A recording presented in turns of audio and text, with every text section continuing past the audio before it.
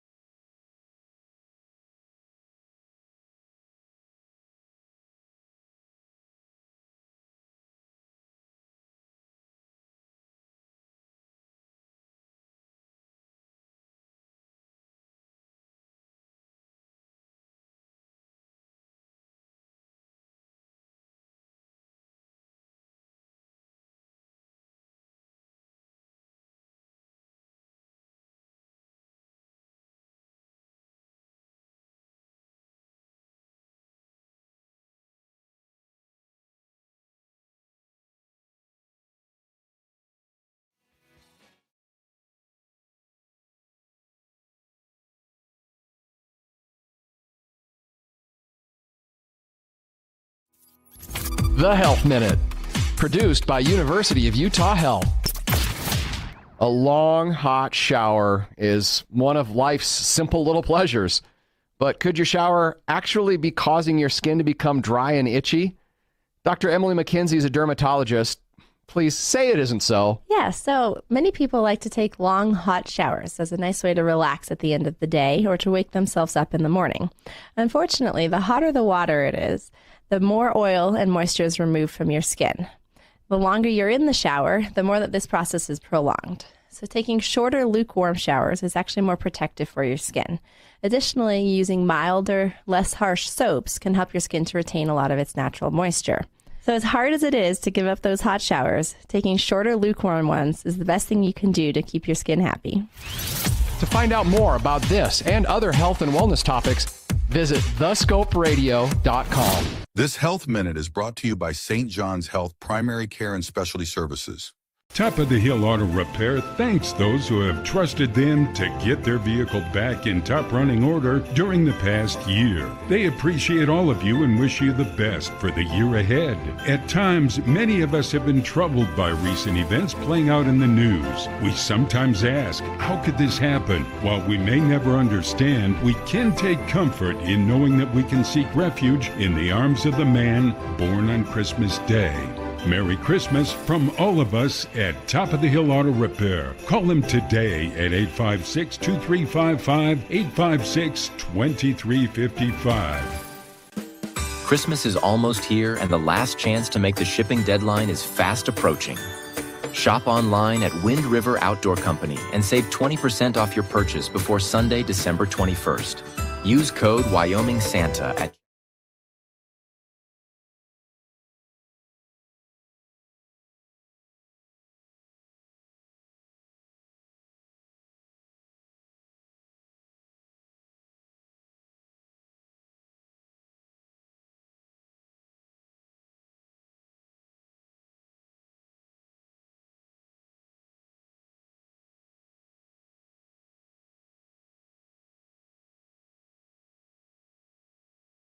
Wyoming Catholic College is a unique institution that offers an immersion into Western tradition, the beauty and challenges of the wilderness, and the treasures of the Catholic spiritual heritage. Our mission is to provide a unique educational experience that nurtures the body, mind, and spirit.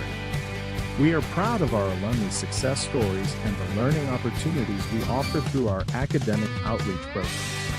Come and explore our campus in Lander, Wyoming. Men have a way of doing things.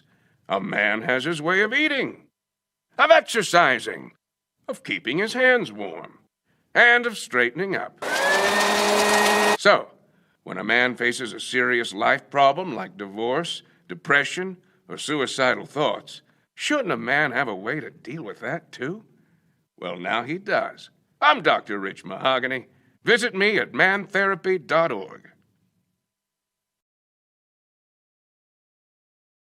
The sidelines to the spotlight. From the classroom to the community, Fremont County's greatest accomplishments deserve to be celebrated. When our athletes take the field, when students excel, and when our community comes together, those are the moments that define us. For over 25 years, we've been more than just your internet and phone provider. We're your neighbors, celebrating each victory alongside you. Wyoming.com, proud to support our schools, our athletes, and our future. Visit Wyoming.com today.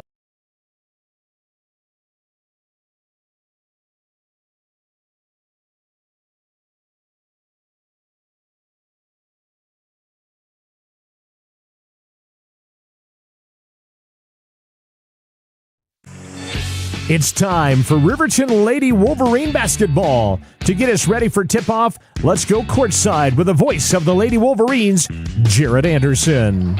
And a very good Friday afternoon. Welcome to Rock Springs High School, where we are set for day 2 of the Flaming Gorge Classic, split between the communities of Rock Springs and Green River. And we welcome you inside of a pretty darn empty gym right now. We had some JV action before this. Fans filtering in here slowly for the Riverton girls and the Uintah County Utes from Utah, from Vernal, Utah. This is going to be an interesting matchup and an opponent that we are not very familiar with, being Wyoming sports fans, so we'll take a deeper look into the Uintah Utes here on the Porter's Tailgate Show. Good afternoon. I'm Jerrad Anderson alongside Jason Peterson here as we are thrilled to bring you Wolverines and Lady Wolverine basketball. Big story that we kind of missed yesterday. We gave you updates, but we weren't able to bring you girls coverage. I got razzed a little bit by the girls coaching staff and some of the parents over here that we weren't at the game yesterday. And again, my apologies. We can't be in two places at once. We covered the girls last year. We covered the boys this year. Boys also got a great win. If it happens again next year, it'll be the girls' turn. So heads up in advance there. But it seems like we always have to do one or the other when it comes to this Flaming Gorge tournament when they're split between the two venues. But congratulations to the Lady Wolverines picking up their first win of the season. They knocked off Mountain View 38-32. Coming up on the Porter's Tailgate Show, you'll hear from the head coach, Mike Bosner, who tells us all about that win and gives us a scouting report on Uintah here in just a little bit. We'll also visit with senior Tatum Tyra. Tatum having a big game yesterday. She is coming back from that knee surgery. She went down in the Stranigan Invitational last year, the first tournament of the basketball season, missed the rest of the basketball season, had to miss her volleyball season, which I know was devastating to that young lady, so it's good to see her back, and we'll get some comments from Tatum on the Porter's Tailgate Show here in just a few moments. Uintah County, Utah is 1-0 at this tournament. They rolled past Rock Springs, beat them by, it was over 30, I want to say 32 points in their win yesterday. I've got that final here. It was 59-22, so even worse, 59-22. Uintah rolling over Rock Springs. They are 6-2 on the season. Of course, all but one of those are, again, that's the Utah opponents. So we'll talk more about the Uintah ladies here as the Porter's Tailgate Show rolls on. Head coach Mike Bosner is on the way here in just a couple of minutes. It's day 2 of the Flaming Gorge Classic. Riverton and Uintah coming at you here in just a few moments. Radio coverage on 105.1 Jack FM, and you can watch the game with us on County 10's YouTube channel.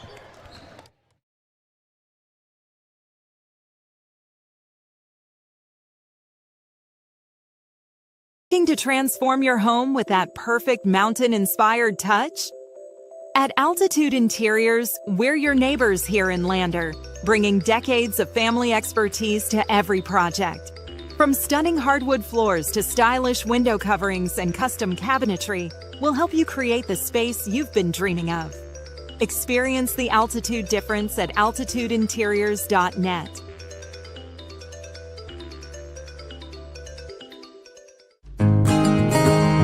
At Gales Carpet One Floor and Home, we believe every floor tells a story. As a family-owned business with deep roots in Fremont County, we don't just sell flooring. We create personalized solutions for your home. From cozy carpets to stunning hardwood, our expert team guides you through every step. Scan the QR code to learn more. Transform your space with confidence. At Gales Carpet One Floor and Home, we're here to wow you.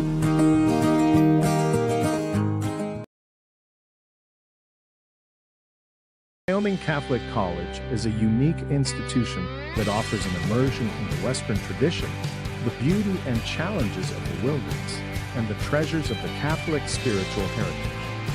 Our mission is to provide a unique educational experience that nurtures the body, mind, and spirit. We are proud of our alumni success stories and the learning opportunities we offer through our academic outreach program. Come and explore our campus in Lander, Wyoming. Men have a way of doing things. A man has his way of eating, of exercising, of keeping his hands warm, and of straightening up. So, when a man faces a serious life problem like divorce, depression, or suicidal thoughts, shouldn't a man have a way to deal with that too? Well, now he does. I'm Dr. Rich Mahogany. Visit me at mantherapy.org. The Porter's Tailgate Show continues now on 105.1 Jack FM and County10.com. Happy Friday. Jerrad Anderson, Jason Peterson with you from Rock Springs High School. Day 2 of the Flaming Gorge Classic, the second tournament of the basketball season, and the final games here before teams go on Christmas break. Riverton boys and girls both opening with wins against Mountain View yesterday, looking to keep that momentum rolling here into day 2. It's out-of-state opponents for both teams here, and they'll play back-to-back. We'll reset the scene between games. The boys play Grace, Idaho in another 2 hours or so here, as we've still got about 15 minutes before we tip this one off. But the girls first, we'll see Uintah, Utah, a team out of Vernal, Utah, and much more on them coming up here very soon. I was able to catch up with the head coach of the Lady Wolverines a few moments ago. Mike Bosner is in his third year with the program. First started with a recap of yesterday's big win, their first victory of the season.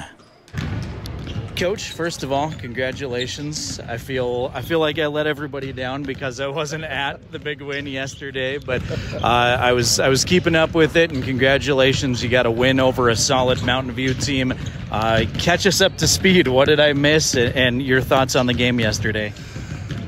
Well, you didn't miss much of first half, right? We have been so slow at getting started, and I'm trying to put my finger on it. I can't figure it out, right? It's like, they jumped on us by 10 early, and we had to, kind of fight back. And I kind of chewed a little bit at halftime.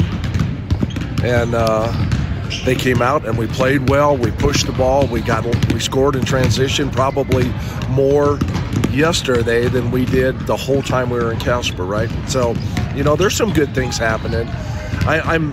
If I'm disappointed in anything, I'm just disappointed in how long it has taken us to get going. Because really, this team has got the potential to be, gosh darn it, they got to be pretty good, right? So I was happy with yesterday. I mean, a win's a win for us, getting started, and we have a pretty good team here today. They got a 6'5" girl in the paint that is a big girl, right? We're going to have to defend her, but I think I've got hopefully got a plan for them, so we'll see.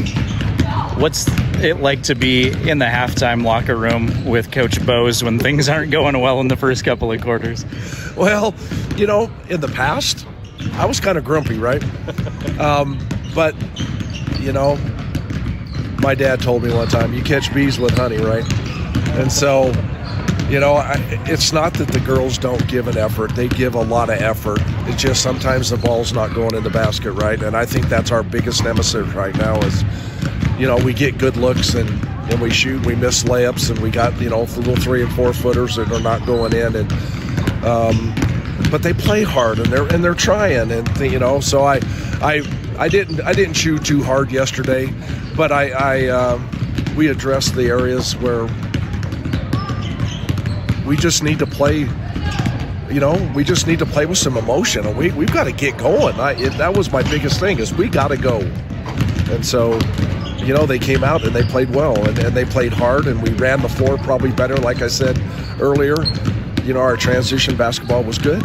So I know a team win every time you win probably, but did anybody individually step up and impress you, especially in that second half? Well, it was different for us because Vosika's been leading us in scoring, especially down in Casper. And Aspen Gordon stepped up. She had 13 points. She played very well. She rebounded. She did everything I could ask of them.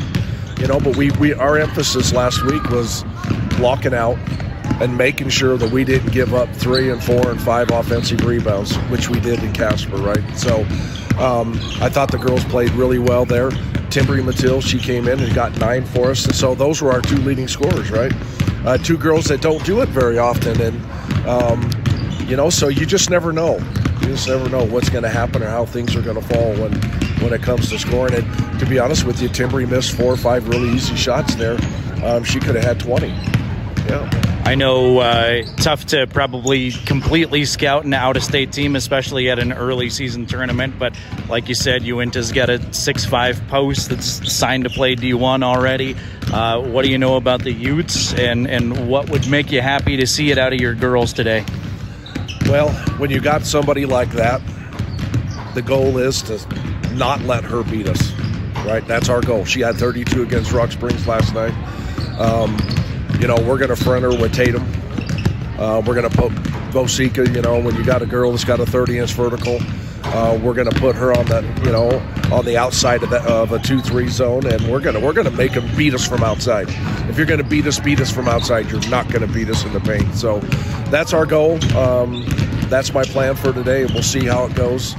And we'll see. All right, Coach, best of luck. Looking forward to it. Looking forward to doing your game again. Good to see you back. Sorry again I missed you, but good luck and appreciate your time. Absolutely. Thank you. Mike Bosner, always kind with his time, joining us here on the Porter's Tailgate Show. We're about 9 minutes away from tip-off, day 2 of the Flaming Gorge Classic from Rock Springs High School. It is the Riverton Lady Wolverines and the Uintah Utes out of Vernal, Utah. Coming up on the Porter's Tailgate Show, we'll chat with a Riverton senior who's looking to have a very big game against that aforementioned 6'5" post player. We'll talk to Tatum Tyra here in just a couple of moments. Countdown to tip-off continues on 105.1 Jack FM, streaming video coverage. Watch along with us this afternoon on the County 10 YouTube channel. Overhead door, we're your total window and door store. We have garage doors, front doors, storm doors, screen doors, glass doors, sliding doors, shower doors, French doors, wood doors, metal doors for your business or home. And the finest brands of windows and service you come to know. We have the right door for your loading dock. We sell the best hardware, handles, and locks. Overhead door, we're your total window and door store. Overhead door.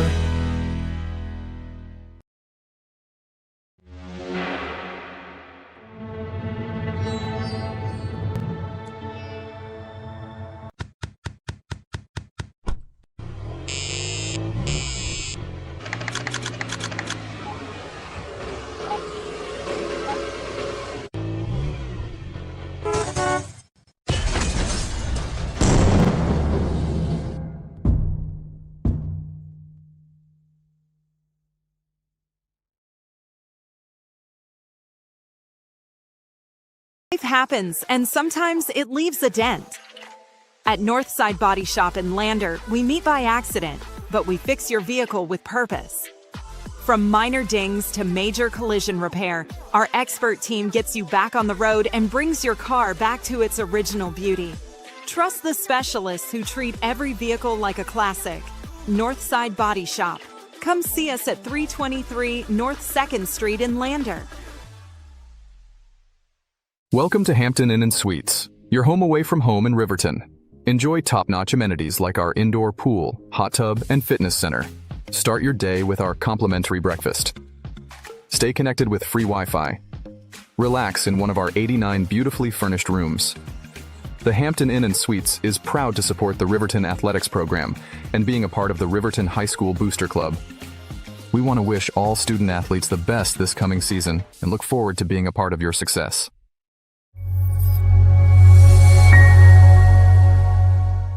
City Administrator Kyle Butterfield. Good luck all year, Wolverines, and remember, go Big Red. Back inside of Rock Springs High School, Jerrad Anderson, Jason Peterson with you. This is the Porter's Tailgate Show, made possible by Porter's Supply Company in Riverton, your home for stoves, spas, pellets, and more. Tip-off coming up here in about 6 minutes with Uintah's Utes and the Riverton Lady Wolverines. Riverton girls coming out for their first win of the season yesterday at Green River at Lincoln Middle School. They knocked off Mountain View by 6 points. Had the opportunity to catch up with Riverton senior Tatum Tyra a few moments ago. Tatum, of course, missed most of last season with a knee injury. We talk all about that and about this game coming up here. Here's how my conversation with Riverton senior Tatum Tyra went.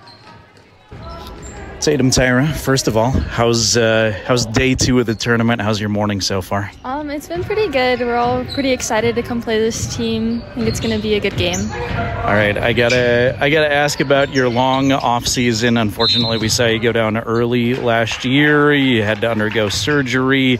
Walk us through the entire process and how was the rehab? How long did everything take to start feeling better? So it was definitely a really long process. We found out I did tear my ACL, and then it was straight to surgery. And then it was a lot of hours of physical therapy to get back to where I am now, but I feel really strong now, and it's been going really well. You had to miss your volleyball season too, didn't you? Yeah, that was a tough one. That was pretty hard for me because I love volleyball too, but it was just the risk was still so high if I went back. Yeah. How are you feeling right now, percentage-wise? How comfortable do you feel on it? I feel back like I'm at 100%. Yeah, there's really no worries anymore. I know the chances of tearing it again are so slim, and I'm really not worried. Glad to have you back. Big win for the team yesterday. Unfortunately, I was covering the boys' game, so I was just following updates. But catch me up to speed. What happened? How'd that game go? And why were you so successful? I think a lot of it was we ran through our offense really well. We were rebounding. Our shots were falling. We were making a lot of our shots. And I think just transitioning and running our offense really well. This team, I've only seen them on paper. I've seen their film, and they've got that big 6'5" post player, which intimidates me just watching the film. How do you attack a team like Uintah with such a big post presence, and what do you know about the Utes? We don't really know much either. We were watching a little bit of film last night that we could find. They definitely do have that tall girl, but I think we're going to end up double teaming her just in the post, fronting her and having someone behind just to make sure she doesn't get the ball. I feel like their offense really runs through her. Just overall, are you pretty optimistic about this team? You've got all these senior leaders now all of a sudden.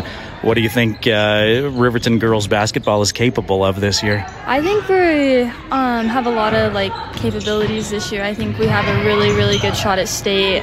I don't know. I know that's all of our goals is to go to state and even place at state. Definitely. Glad to have you back.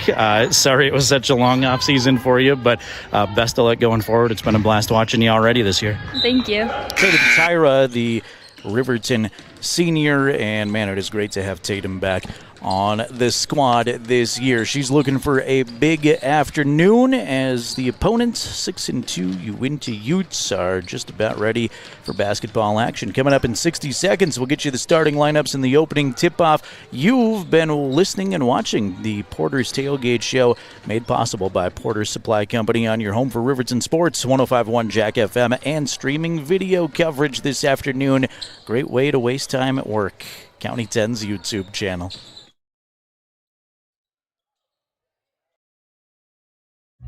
Everyone has a ritual, that small thing to keep us focused. A habit we never skip. to clear our minds and elevate our performance. But what do you do to keep your head in the game? To drown out the self-doubt and support your mental health. Because being your best isn't just about taking care of your body. It's about taking care of your mental health. Discover the resources that you need to keep your mind focused and your mental health a priority. I'm Winslow Friday, Director of the Wind River Intertribal Council Department of Transportation. It makes me and my crew happy when you buckle up. It just might save your life. I'm gonna get us home. Buckle up for life, Wyoming!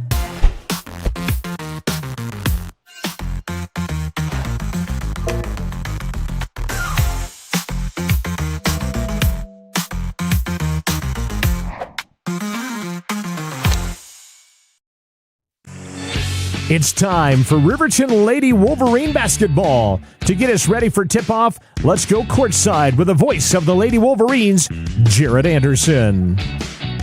A very good Friday afternoon. Jerrad Anderson and Jason Peterson with you from Rock Springs High School, just about ready for day 2 basketball action. Let's get you the starting lineups, and we'll start with these Uintah Utes. They're 6-2 on the season. Head coach is Cammie Ellison. She's in her first year with the program. She was an assistant for a while with the Utes, but first time taking over. They come out like this. Number 3 is Izzy Lawson. Lawson, a sophomore guard. Avery Ellison wears number 5. Ellison is a junior. Number 13 is Taylor Smith. Smith is a junior. Number 25 is Ella Henline. Henline, a senior. And number 40, we spent some time talking about her in the Porter's Tailgate show. She's signed to play at Seton Hall University next year. She's a 6'5" post player, senior Kennedy Mon. For the Riverton Lady Wolverines, Carson Vosica standing in the jump center circle opposite Mon. Slight height disadvantage there for the Riverton sophomore. Senior Taylene Leesburg wears number 11. You've got number 21, Tatum Tyra, our Porter's Tailgate show guest. Tyra, a senior. Number 22 is Lexi Taylor, a senior. Number 23 is Timbri Mathil, also a senior. Ball's in the air. Riverton's going to win the tip. I don't think Vosica got that cleanly, but it comes to Riverton anyhow, so anyway you can get it. Dish off to Tyra underneath. Tatum's fouled on the way up, and 8 seconds into this game, Tatum Tyra going to shoot some free throws. Check the Utes foul if they put it on the scoreboard. Missed it completely. Ella Henline picks up her first personal.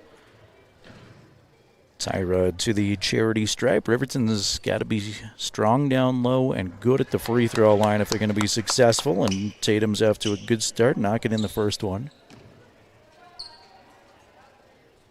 Say thanks to Fremont Chevrolet making our scoreboard updates possible. You can watch that scoreboard on the bottom of your screen on County 10's YouTube channel. Second free throw rims out, no good. Henline tracks it down in the corner, and she'll jog it up the floor as met the entire way by Mathil defensively. Now left side outside Lawson. Izzy dribbles to the free throw line. Pressure has her retreat. Instead she'll settle for a long 2. That's no good. Long rebound ran down by Tyra. Outlet pass to Leesburg. Leesburg ahead of the pack to Mathil. Tried to find Vosica in the lane.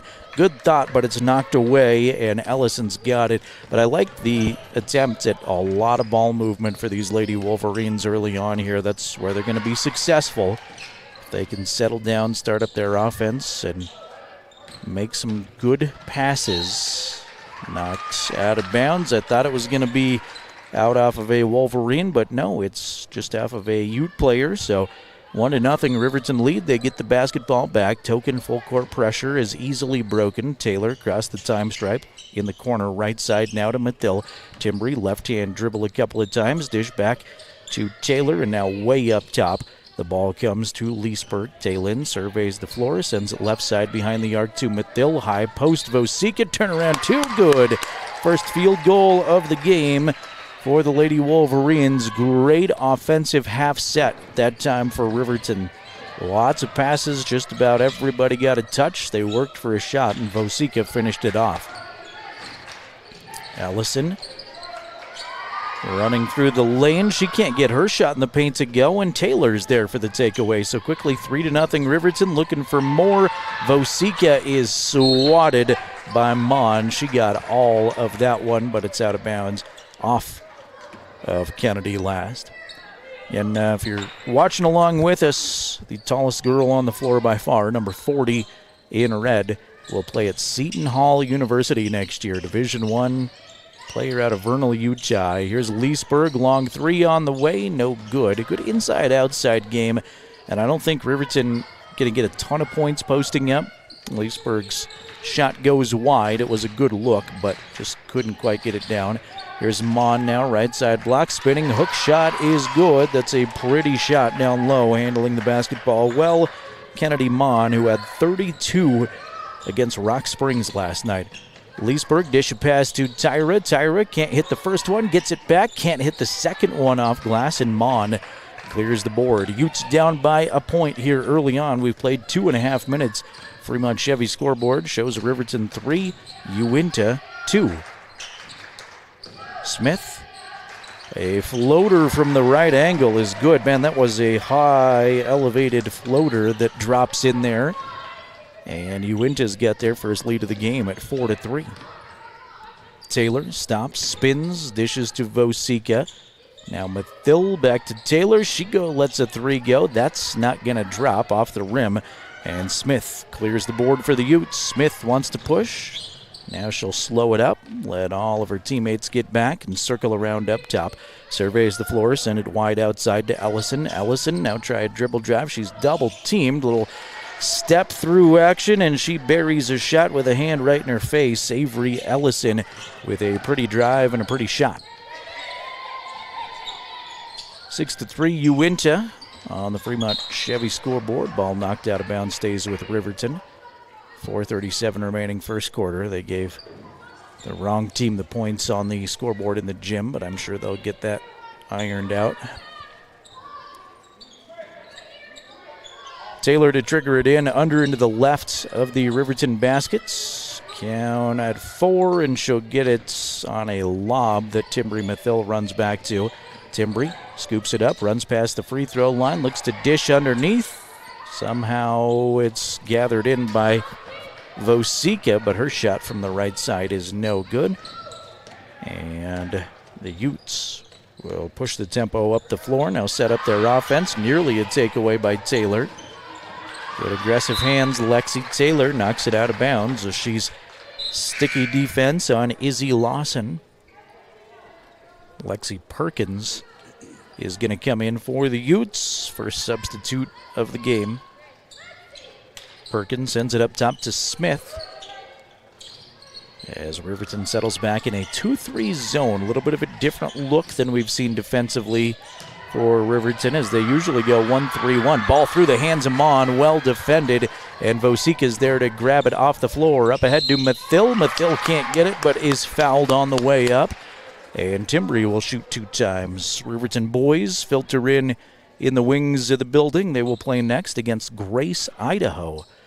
Out-of-state opponents for both the girls and boys today. It's fun when you get those out-of-state matchups. And although the gym's very empty, usually some supporters cheering on the Wyoming team around here. Mathil's first free throw off to the left, no good. So Riverton going a little bit cold here. Vosika's got the only field goal so far. Tatum Tyra hit a free throw, and it's 6-3 Utes. Timbri with one more shot. Mathil bends the knees, lets it go, rattles out, no good, and I think we get a lane violation, which is really good because I'm pretty sure, not to speak for the official down there, that Tatum Tyro is going to be over the back of Mon. So one more chance for Mathil, and it's really, really good that there was a lane violation because she hits it. Make it 6-4 Utes. 3:50 remaining first quarter action. Smith. To Mon. Now back to Chloe. She tries a long 2 right side. That's no good. Air ball comes to Leesburg. Got a defender tangled up and some oohs and ahs from the bench. Vosika, long 2 just beyond the free throw line. That's no good. Mon's got the rebound, and Mon has it stolen from behind. Good heads-up play. Timbri Mathil with the steal. Closing in on 3 minutes, first quarter. Riverton down by a bucket here early on. Playing well, though. against a very good Utah team. Inside-out game. Vosika, long two, no good, didn't draw anything. And Smith has the rebound. That's Perkins, I beg your pardon. Lexi Perkins stolen away by Leesburg, and we've got blood. Timbri Mathil looks like she's got a bloody nose and will come out. It's unfortunate she has to come off, but now she looks extra tough with a little bit of blood on the nose. There is some on the court, too, which means we go into cleanup mode here from Rock Springs High School. Got to get a custodian. Same guy bugged to let me in the press box, and he kind of groaned when I said, "Can you open that for me?" Is now groaning because he's got to go get the blood kit. 3 minutes and 1 second remaining. First quarter, it is Uintah Utes 6, Riverton Wolverines 4. I want to say thank you to my good friend and former Riverton sports writer, Bruce Tippett. Bruce hooked me up with a whole lot of information on the Uintah Utes out of Vernal, Utah. That is now where Bruce calls home, and he covers this Uintah team regularly. So it was fun to get the inside scoop from the guy who knows well. He's got a new radio show, too, that he does weekly called The Hometown Huddle. And I should ask Bruce how to go get to this directly, but if you search for Vernal, Utah Hometown Huddle, I'm sure you can hear from the man himself there. We'll get him on the County 10 Sports podcast here soon and talk more about that and his adventures in the Beehive State. But thank you to Bruce if you're watching or listening. Mathil still tending to that bloody nose. And the floor cleanup crew led by head coach Mike Bosner, who's busy sweeping up the gym. It'll be Riverton basketball here as we resume action.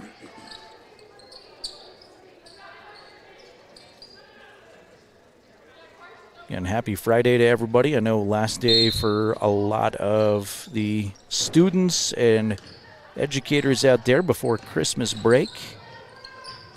So enjoy the rest of your day. Glad you're watching the Lady Wolverines along with us. Riverton basketball. Aspen Gordon came in for Mathil. First sub of the game for Riverton. Ball knocked to the floor. Get a big pile up. It's our first held ball of the game, and the Utes have the first arrow. Again, that jump ball wasn't really won cleanly by Riverton, but it came into a Riverton player's hands. So technically the first arrow goes Uintah's way.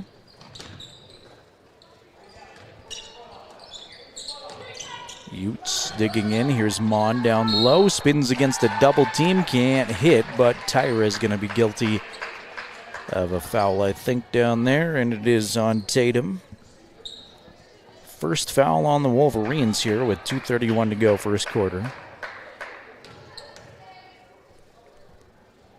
Kennedy Mon's first free throw. Front rim, no good.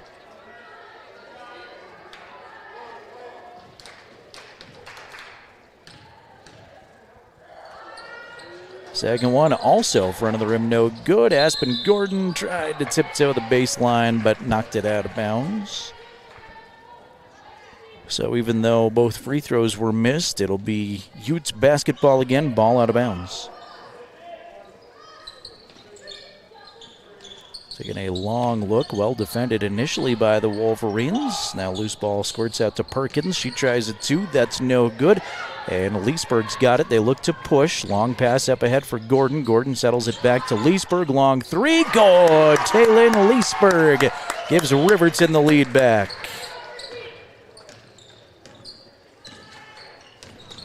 First outside shot of the game for either team. Smith circles around up top, now picks up the dribble. Had Gordon on her all over defensively to Henline. A long two is launched. That's no good. Rebound, though, comes to Leah Atwood, who checked in recently. Atwood keeps it alive. Give it to Smith. Right-hand runner. That's no good. And Taylor rips it away for Riverton. Baseball pass zipped in there to Gordon. Aspen pivots around. Give it to Tyra in the paint. Tatum's got two up and in. Her third point of the game, Tatum Tyra. Riverton lead is 3, 9-6 on the Fremont Chevrolet scoreboard. 90 seconds to go. First quarter action from Rock Springs High School. Good play both ends by the Lady Wolverines so far against the talented Uintah team. Knocked out of bounds off of Lexi Taylor. It stays Utes ball. Jana Young, a junior, checking in for the first time, and we'll get to that after a 30-second timeout. That is Riverton's timeout, their first of the game. 1:26 to go, first quarter. Riverton 9, Uintah 6. Welcome our YouTube audience. County 10 YouTube, the spot to go to watch this game. Feel free to drop us a comment. Let us know if you're watching along, where you're watching from, and if it's snowing where you are. We're told tonight into tomorrow, South Pass might get a little bit dicey, and there's some snow expected across the area, so Jason and I are going to look forward to traveling back tomorrow in that Wyoming winter conditions. It's been windy as can be, though, like all over the state. 144-mile-an-hour gust was recorded in Smoot, Wyoming, south of Afton. Red Canyon topped out at a 123-mile-an-hour gust a couple days ago. Craziness. Windy even in Wyoming. Out of the 30-second timeout, Mon turns around. Tatum's got a piece of that shot. That's not going to come close. Doing well on the big Division I prospect so far. Early still. We've played almost 7 minutes. Riverton up by 3. Underneath Vosika in deep. Runs the baseline and then throws it away, unfortunately, for the Wolverines. Smith is fouled in backcourt on Tatum Tyra's first personal. They put that one on Leesburg. That is what I had in my head, and I said the wrong name. Taylin Leesburg. Jason and I have talked about this, but there are so many T names on this team. I get so tongue-tied and confused half the time. And then the managers on the team are Taylin and Tylin. Knocked out of bounds. It's going to be Wolverine basketball. Great aggressive defense by Lexi Taylor. Immediately gets a high five from Coach Bowes and forces the turnover. Riverton boys are in attendance cheering on the girls, too. They've got some coordinated cheers cheering on the Riverton defensive effort. Here's Tyra down low, up top to Taylor. Taylor has it stolen away and taken away. Saved for a moment. Now knocked out of bounds by Taylor. That's a good play defensively at the other end from Jana Young to take it right back. 31 seconds to play in the quarter. Riverton up by 3. Utes slowly walking up the floor. Lawson handling the point guard position. Lawson spins around the free throw line, gets free on a dribble drive, can't get it. Mon rebound, cleans it up and puts it in. Kennedy Mon with her second made shot of the game. Officials stop play after the shot, and they'll make Riverton re-inbound. Leesburg, slow walk up the floor. Now high post they go to Tyra. Tatum, pivot around there, trying to get free of Mon and cannot do it. Mon with a big block, and that will take us to the end of the first quarter. But Riverton clinging to a 1-point lead after the first 8 minutes. After 1, it's Lady Wolverines 9, Uintah Utah 8. Back in a minute with more Riverton girls basketball on 105.1 Jack FM and streaming video on County 10's YouTube channel.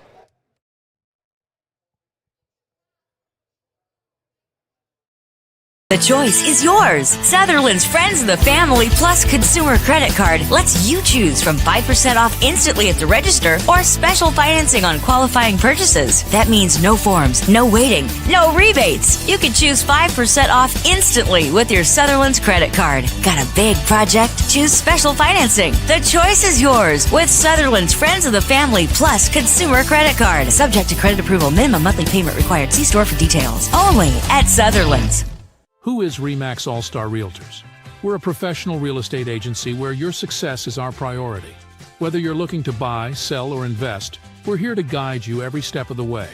With unmatched professionalism and a track record of delivering results, we're your trusted partners in real estate. Your success is our top priority. Find your perfect property with RE/MAX All-Star Realtors. Contact us at 307-856-7827 or visit remaxriverton.com.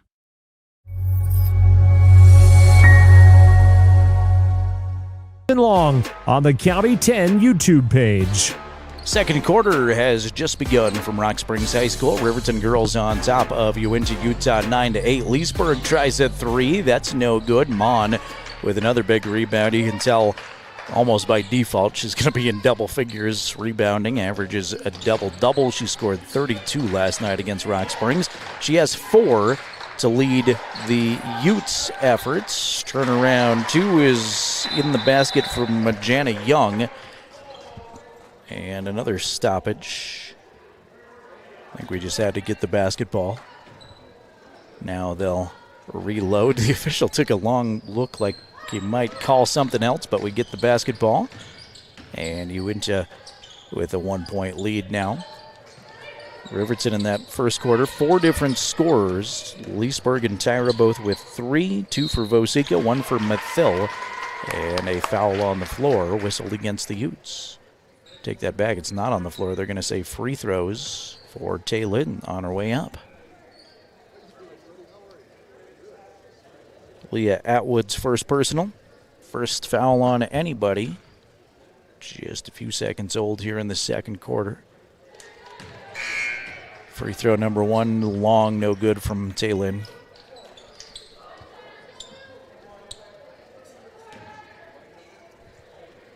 Riverton senior. Let's shot number 2 go. Bounces around the rim and sneaks in there. We're tied 10 apiece. Mawson, slow walk up the floor. Now Smith. Smith D'd up by Gordon the entire way. Changes course. Runner from the left. Elbow is no good. Clanged hard off the backboard. Taylor has got it. May have walked in backcourt. No call.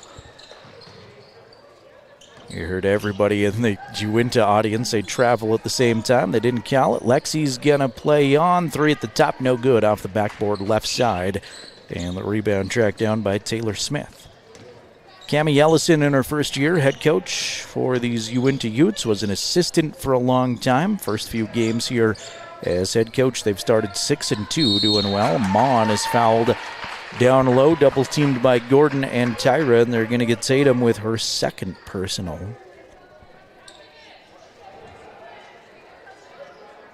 Not that it matters what I say, but I told Tatum after we talked on the Porter's Tailgate show, I said, Mon will get you in foul trouble down low, so try to stay out of foul trouble as Mon hits the first one. She didn't listen to me.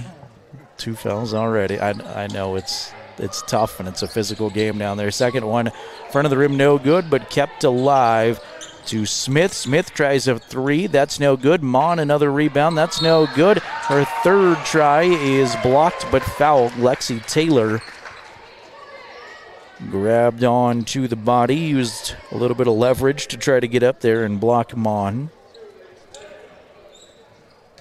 And that is Lexi's first, and Kennedy Mon right back to the charity stripe. First free throw, no good off the front of the rim.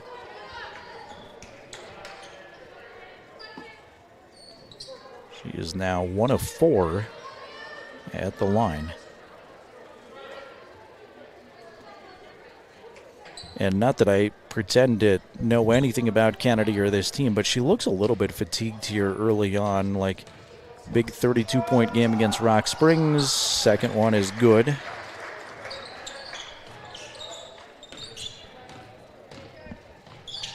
Almost 2 minutes gone by in the second quarter. Utes have built a 2-point lead on Riverton. 12-10. Lady Wolverines led by a point at the end of one. Kimber Mathil in for RHS. In the corner now, Lexi Taylor squares to the basket, looking to the post, tried to lob it to Vosika, but the pass doesn't come close and it goes out of bounds.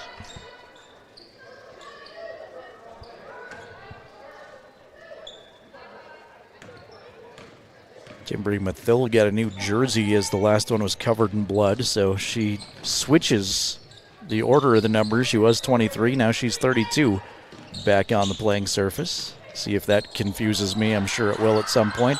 Near the baseline, ball picked up by Mon, and Mon is tied up by Mathil. Good job, Timbery, to get a hand on it and give her a little bit of a challenge there. It's tough to be outsized no matter what, but it's tough to be outsized by somebody who plays basketball at a Division I level. She is signed with Seton Hall.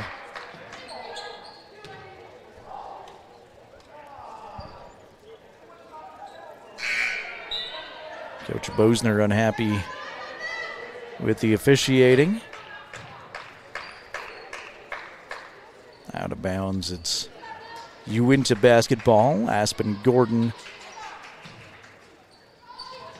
checks back into that Riverton lineup. Inbound pass comes to Young, put it on the floor one time. Now Ellison puts it on the floor 2 times, is fouled on the way up, and I think they get Aspen Gordon with the slap on the wrist. And I thought wrong. That's usually what happens when I guess at these things. That's on Kimber Mathill instead of Aspen. Kimber's first team foul number 3 already here in the second quarter. 5:27 remaining. First free throw from Young is no good, hard off the backboard. Jana's got a bucket on the day. These are her first free throws. First one was no good. Second one is no good. Riverton avoids a trap in backcourt quickly. Kimber Mathill gives it to Timbri Mathill. Now they work it around the perimeter. Tatum Tyra way up top. Mon on her defensively the entire way. Tatum with a big step through, and she traveled. Man, I thought she was going to draw a foul on Mon, but walked first.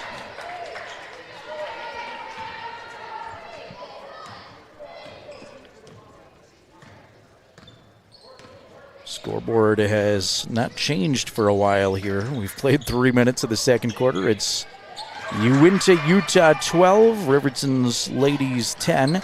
That pass goes through the hands of Kennedy Mon, and it's out of bounds to Riverton. Both Riverton boys and girls will be back tomorrow to take on Kemmer High School. Those games from Green River High School, so we'll be back over there on a Saturday morning. Should be on the air just a little before 10:30. Tatum's going to come out. Vosika comes back on.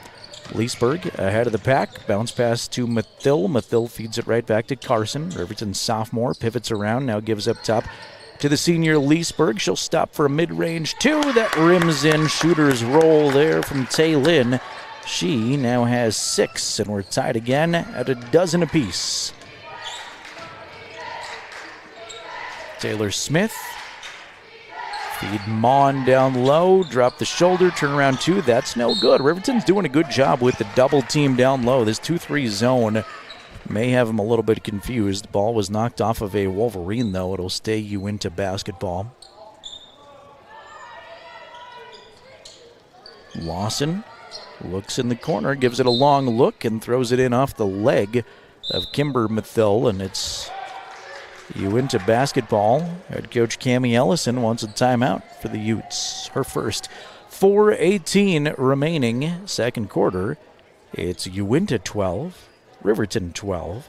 Thanks to our friends at Wyoming.com, making Riverton basketball possible. Check out their home and business internet options, their great phone service options, and more on their website, Wyoming.com. They're a local company supporting Fremont County athletes and the Lady Wolverines. Doubleheader of basketball here for you this afternoon.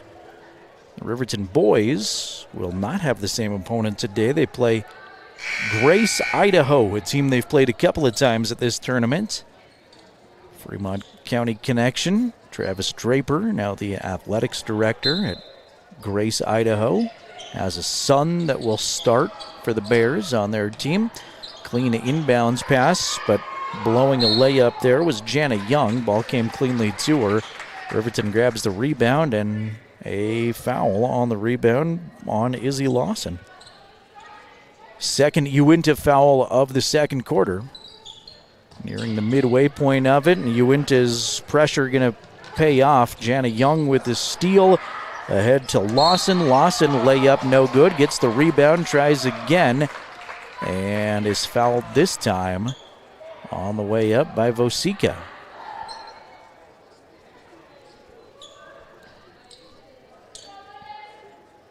First on Carson, and now the fourth team foul, so Uintah going to be shooting the remainder of this 4:06 of second quarter action. Izzy's first free throw is good, her first point. breaks the tie, gives Uintah a 1-point advantage. Just a sophomore, Izzy Lawson.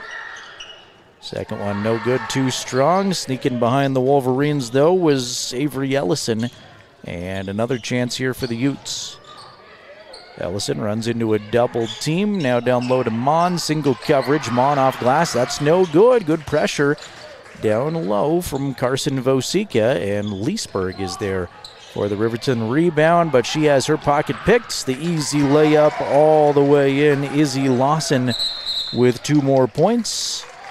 And this time, Coach Mike Bosner wants the break in action. 3:39 to go, second quarter now. It's Uintah 15, Riverton 12 after a 3-point little flurry there from Uintah. Riverton couldn't get it across the timeline the last 2 attempts, as the Utes have really ramped up some full court pressure. We've seen it at times sort of varying, just some token pressure and then picking them up at half court, but now they are really forcing the issue in backcourt.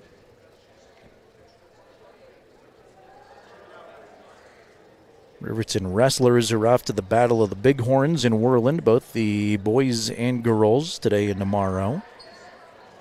Riverton girls went to a Cody Wrestling Invitational.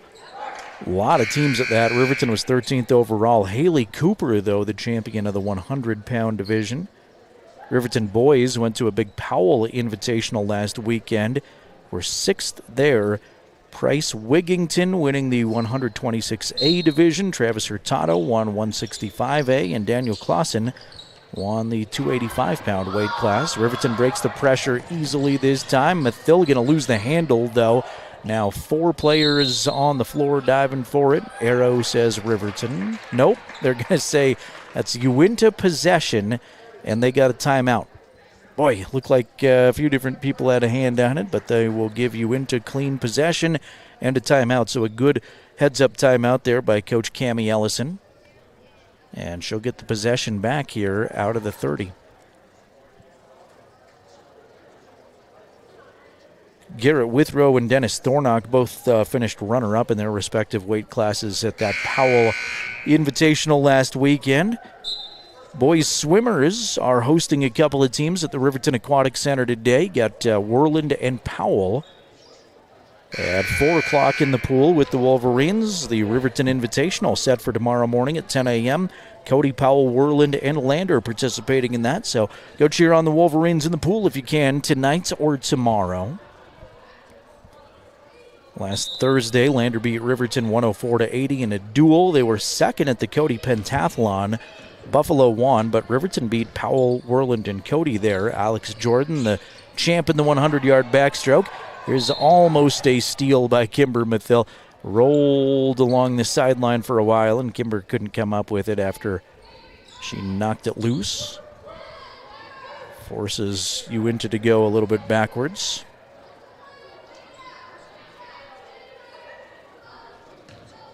Utes with a 3-point advantage have outscored Riverton by 4 these last 4 minutes and 45 seconds. 3 in the corner is up and good, so that lead going to grow here.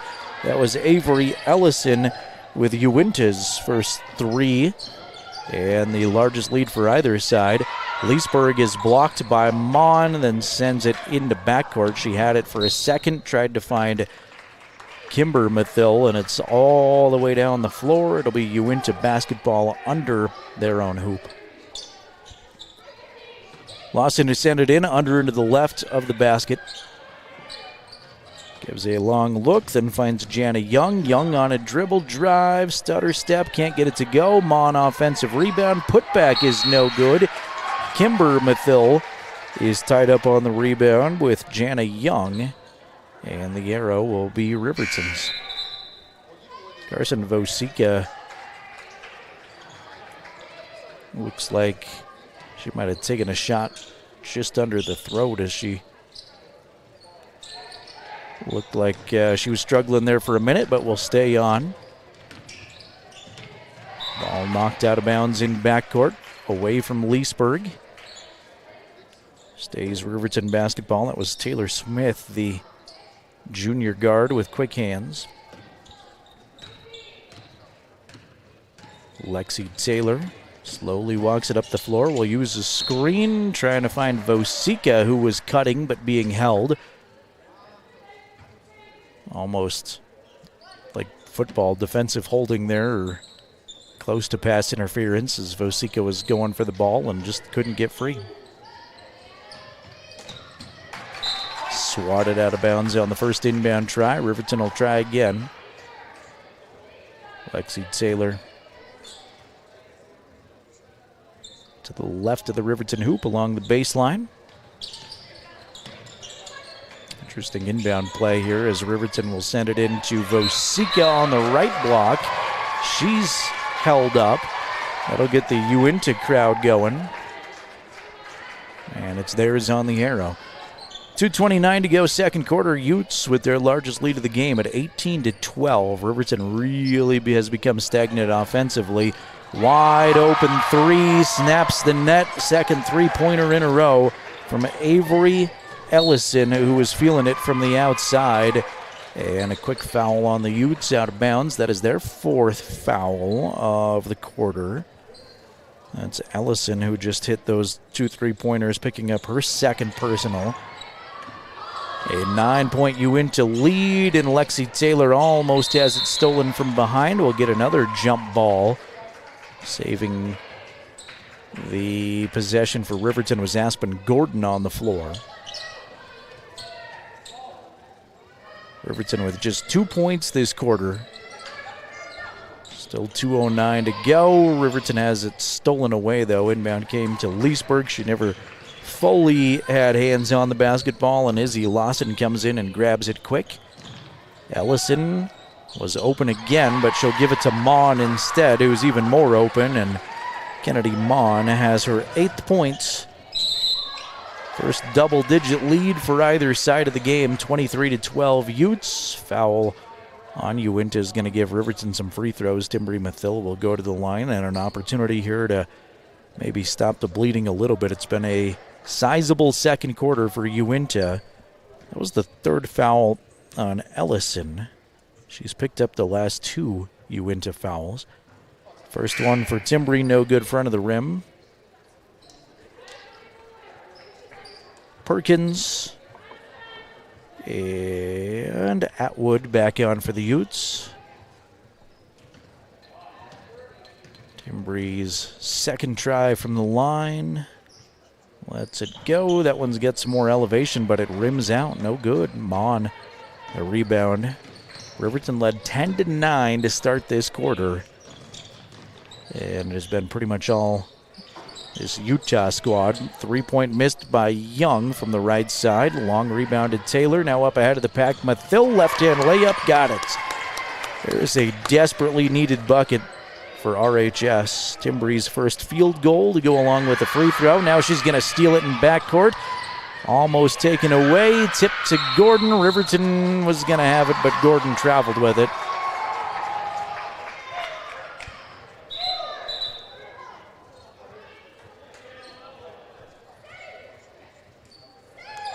Utes basketball with 1:16 remaining second quarter. Fremont Chevrolet scoreboard shows 23-14. Lady Wolverines trailing, trying to dig in defensively here.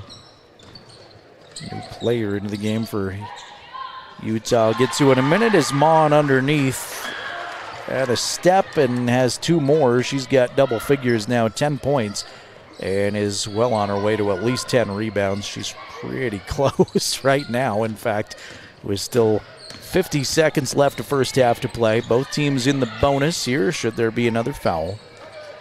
There's Mathil down low, right side block, scoop it up and in. Timbri Mathil back-to-back points for Riverton. She's got 5. Cuts it back to a single-digit game. Perkins almost had it stolen. They'll get a Riverton foul instead. That's on Timbri. Mathil with her first personal. Had to double check and make sure when she was wearing the first jersey that it was She didn't get any fouls because now she's in there as number 32 after she got blood on the last one. First free throw attempt is good. It is the first point of the game from Lexi. And her second one also perfect.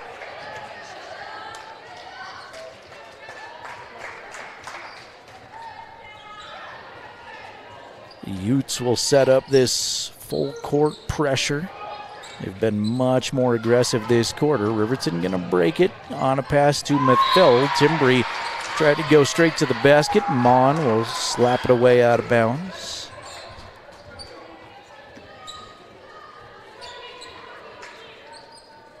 The future Seton Hall product with the big block there. Inbound right back to Taylor, right side three. That's no good. Skims off long. Smith looks to push in transition. Smith hands off to Perkins. Perkins goes way back up top. Lindsay Zufelt is in for the first time, and her shot no good, out of bounds to Riverton in front of their own bench. 8.4 second quarter seconds remaining.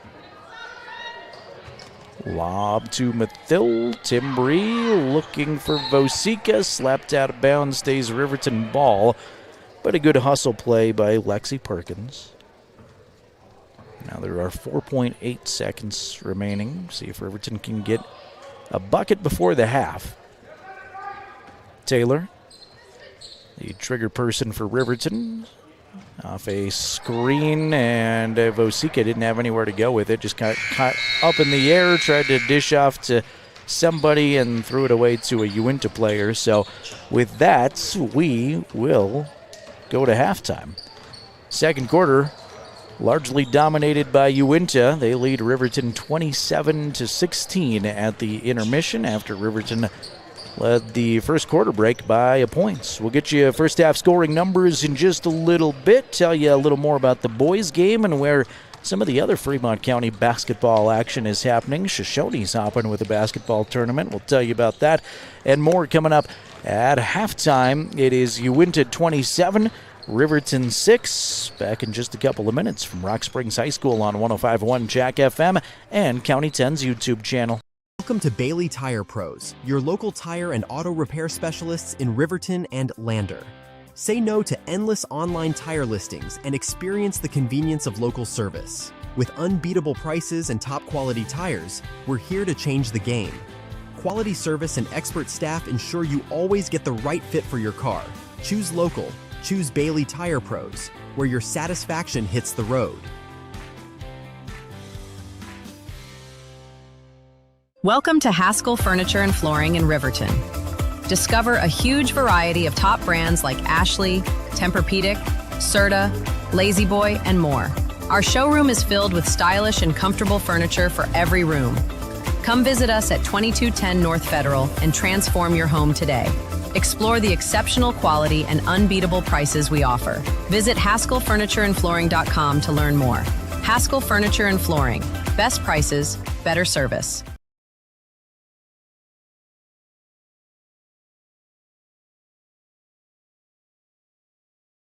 Baldwin Creek Rental Service in Lander is a proud supporter of sports and athletics here in Fremont County. Baldwin Creek Rental Center understands how expensive specific equipment can be, especially if it's for a one-time use or event. That's why they offer tools and equipment rentals. For many years, Baldwin Creek has provided services to clients in Lander and the surrounding areas. From lawn and garden projects to graduation parties, they have the right equipment for you.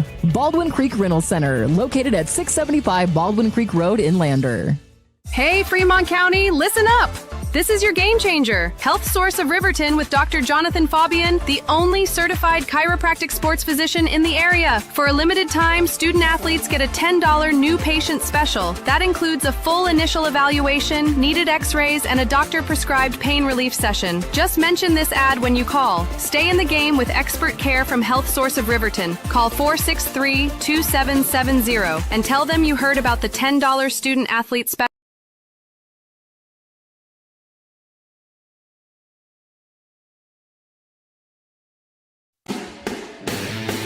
It's the Buckle Up for Life Wyoming halftime show. Back to the gym. Here's Jerrad Anderson.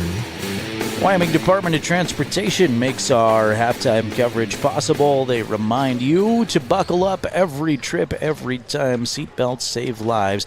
Thanks to WYDOT for making Wolverine basketball possible here on County 10 and for all they do, keeping us safe on Wyoming's roadways. We talked about some winter storm activity that's blowing in, so check wyoroad.info or call 511 to get the latest from the Wyoming Department of Transportation. Riverton girls outscored. They're in the second quarter. They trailed 27-16 at the half. They were outscored 19-7 in the second 8 minutes after Riverton led by a point at the end of the first quarter. Checking individual numbers, Kennedy Mon, the only player in double figures right now. She's got 10 to go along with a whole lot of rebounds. I know that sounds like an official stat, a whole lot of them. Let's see here, 8 points for Avery Ellison. She hit back-to-back three-pointers at one point that have really made a difference on the scoreboard so far. Other Uintah contributors include Izzy Lawson with 3 and 2 points for 3 different ladies on the Uintah team. Jana Young, Taylor Smith, and Lexi Perkins, both of Lexi's points coming at the free throw line. For the Lady Wolverines, they're led by Taylor and Leesburg with 6 points. Leesburg has scored every way possible, a 3, a 2, and a free throw. Timbri Mathill has 5, couple of buckets, and 1 and 2 at the free throw line. Tatum Tyra has 3, and Carson Vosica has 2 for Riverton High School. Jason Peterson is our camera operator. He has been with us all season, was with us all football season, traveled all last year and the year before that. I don't know. Why aren't you sick of me yet, Jason? I don't know. I've been doing this 6-7 years now. So, but I'm not. I mean, it'll take a lot to get sick of you, Jerrad. I mean, Tell that to my wife. Thoughts on the first half, Jason? You went up here 27-16. Yeah, I mean, the first quarter, both teams come out, played really hard. Riverton kept it pretty close that first quarter, and then second quarter started, pretty good. And then, Uintah just come out and just poured it on in the second half. So I think there's some readjustments in halftime, and then come out and play hard in the third quarter. I don't remember a Flaming Gorge tournament, and unfortunately we couldn't do the girls' game yesterday, but I don't remember one where we don't have to switch gyms. We've got 2 double headers. We've got that today. We've got that again tomorrow. We'll be back at Green River High School tomorrow for a boys-girls doubleheader against Kemmer. But today we switch opponents in the middle of this doubleheader, and it's another out-of-state team with Grace, Idaho, taking on the Wolverines. Fun to see some out-of-state teams and get a little different experience as far as a game and see a team we're not really familiar with. Yeah, and that's another reason, Jerrad, why I like this tournament, because we get to see a lot of, we get to see out-of-state teams. We get to play teams that we hardly ever get to see play. So, that's why this tournament is like my all-time favorite out of all of them. But, to come out and just, see teams you never seen before or hardly ever seen before. I think it's good for both teams to have that happen. Yeah, me too. I really do, and get these early games and these reps in. It is one of my favorites as well to attend. I will say this, though, and I'm not indicating anything, but this tournament is down a little bit from where it was the last few years as far as teams attending, and feels like less going on. They will have the three-point shootout, the slam dunk contest tonight at Green River High School, so there's still lots of fun going on, but feels like less teams attending this year than they have in years past, and hopefully this thing can reload a little bit and be the tournament it once was. Not to say it's down a lot. It's still a great tournament, but a little slower this year than we're used to in years past. Riverton girls trying to rally from behind here. They were outscored in the second quarter. They led by a point at the end of 1, but right now Uintah on top of Riverton at the half, 27-16. Halftime coverage presented by the Wyoming Department of Transportation, reminding you to buckle up every trip, every time. Jason Peterson, our camera guy, our color guy, and our halftime sound effects guy. I don't know what we're going to do for the Porter's Tailgate show and the Bailey Tire Pros postgame show, but we'll figure out a sound effect for you to incorporate in those as well. 27-16, Uintah on top. Let's take a quick break here, and we'll bring you second quarter action right after this on 105.1 Jack FM and streaming on County 10's YouTube channel.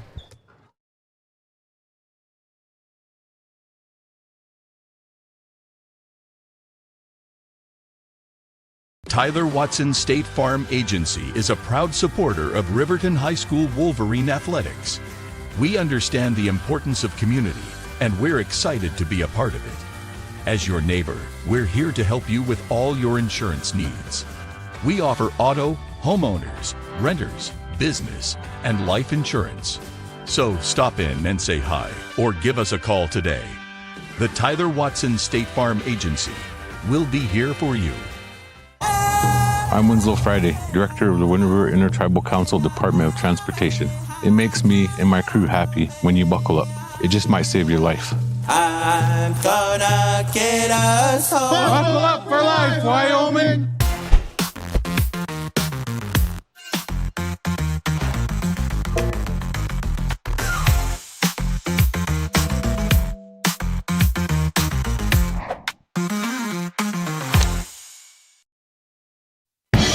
Watch the Wolverines on the County 10 YouTube page. Welcome you back here to Rock Springs High School. Jerrad Anderson, Jason Peterson with you. Jason has kindly offered to sing holiday songs on the radio if we want that. I told him no thank you, but maybe we'll have time for that at another time. What's your favorite Christmas Carol holiday song, Jason? Oh, if you had to pick one to sing, what are you singing? Probably Rudolph. Rudolph the Red-Nosed Reindeer. It's a classic this time of year here, as I don't know if that'll make us feel any more festive or not, but maybe we'll let Jason karaoke one of these times. We need a blowout or something. If there's a really lopsided game, I'll bring you on to sing songs. Although there are some royalty rules, and I don't know if we can get away with that or not. Third quarter action here underway from Riverton High School. It is Uintah basketball first. Shot missed by the Utes in the paint. Quickly stolen away by Riverton was Lexi Taylor. They're hauling it in. Now underneath, Tatum Tyra, right-hand dribble in the paint. Tyra kicks it out to Aspen Gordon. Gordon circles around. Vosika holds at the top. Carson has Leesburg. Leesburg on a dribble drive, runs to the free throw line. Dish off to Tyra. Tatum back to Taylin. Good ball movement here by the Lady Wolverines as they run this half-court set. Still looking for a shot, though. Leesburg runs the baseline, hooks a shot, pass, I should say, back to Vosika. Vosika's shot is no good. Rebound right back to Carson. Put it up and in from the paint. Carson Vosika's got 4. Good to see Riverton score right out of the gate in this third quarter.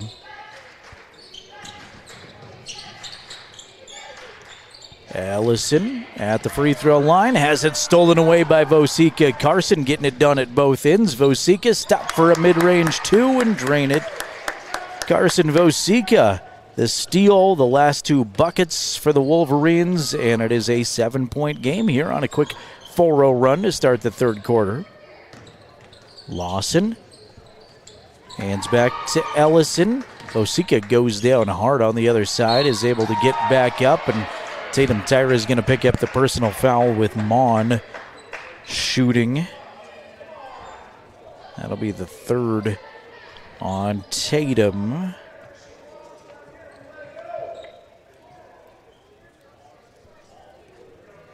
And Kennedy Mon awaits the basketball to shoot a couple of free throws. Struggled at the line a little bit in the first half. That looks a lot cleaner off of the hand, though. First one is good. And she can make it a 9-point game again at the free throw stripe.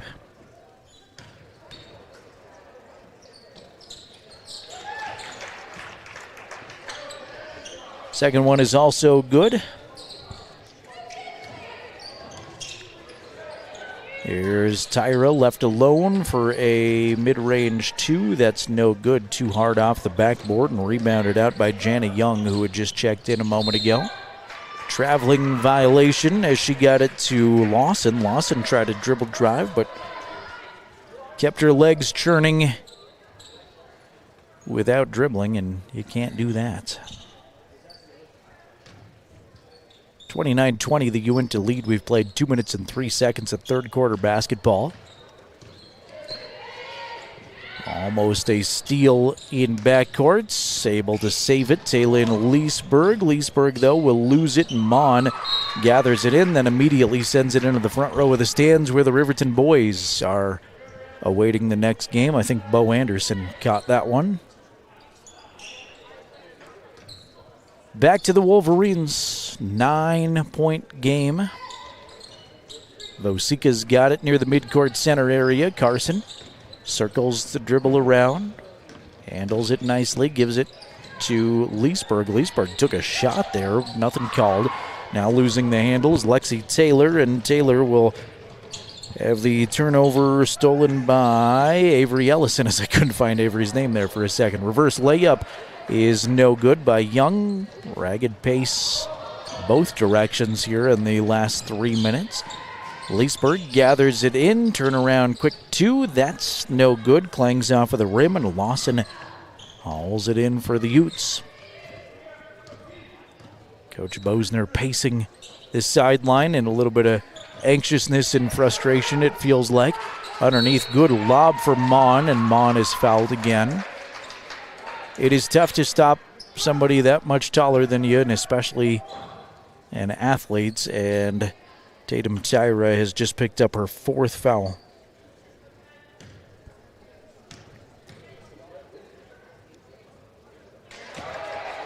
First one for Mon is good.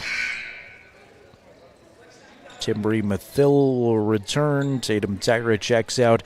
4:52 to go, third quarter, and Tyra with that 4th personal foul. Mon now with 13 to lead all scorers. Second free throw in and out, no good, and Lexi Taylor's got the rebound. Outlet to Vosika. Carson jogs it up the floor, send it right side in the corner to Mathil. Timbri circles around, dishes a pass to Vosika. Now up top, Leesburg on the run. Vosika underneath to Gordon. Now Taylor, good ball movement here by the Wolverines again. Vosika is blocked, though, in the paint. Mon's got it, and Mon draws a quick foul on Aspen Gordon.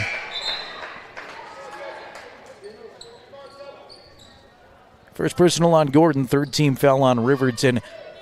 Even when she's not scoring or making a play defensively, she is collecting fouls against her, Kennedy Mon.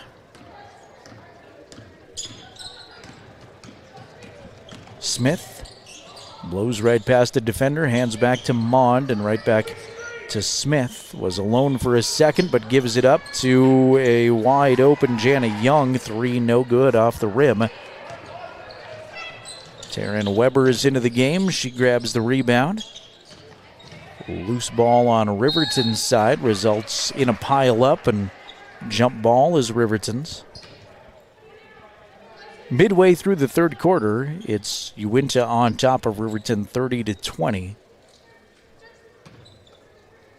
Wolverines were outscored 19-7 in the second quarter after they held a 9-8 first quarter lead. Another large pile up, and this time it's Uintah basketball.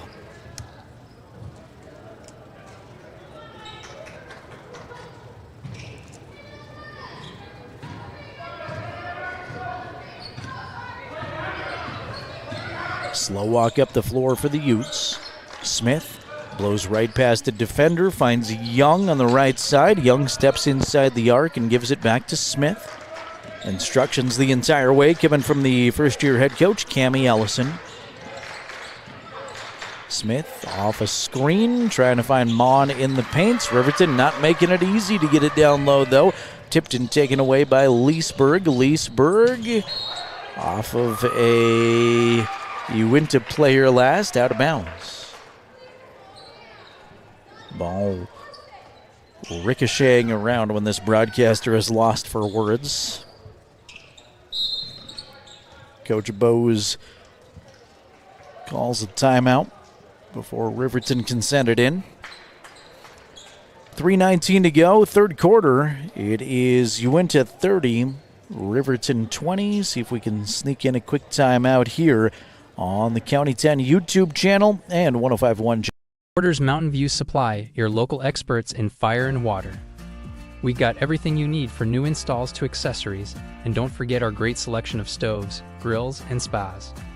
We've been serving Wyoming for over 40 years, so you know you can trust us for quality products and expert service. Visit portersmvs.com or stop by our Riverton or Casper locations today. Porter's Mountain View Supply, located on 750 East Sunset Drive in Riverton.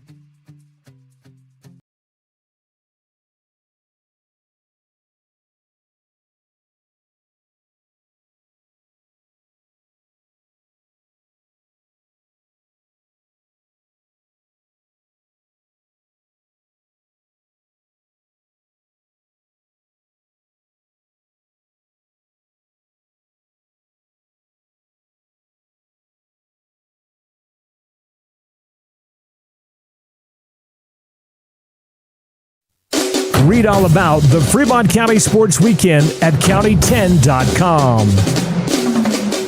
Speaking of that, I want to thank our County 10 photographer, Carl Cody, who came down yesterday. Got some great photos of both the Riverton Boys and Girls Varsity Club. Look for those at county10.com. Loose ball knocked out of bounds, stays Riverton possession. Lexi Taylor sending the ball in under end of the left of the Riverton hoop. Does so to a cutting Timbri Mathill off glass 2. Good. Timbri with 7. Deficit now 8 for the Wolverines. 3 minutes to play, third quarter action. And a moving screen sends Lexi Taylor to the floor. And Riverton going to get the ball right back. That is the 4th personal foul on Avery Ellison as well. So now Ellison's got 4 for the Utes. She comes out. Tatum Tyra has 4 fouls for the Wolverines. Tatum, our Porter's Tailgate Show guest. Good catching up with her. Riverton's going to send this into their bench. Coach Bosner says settle down.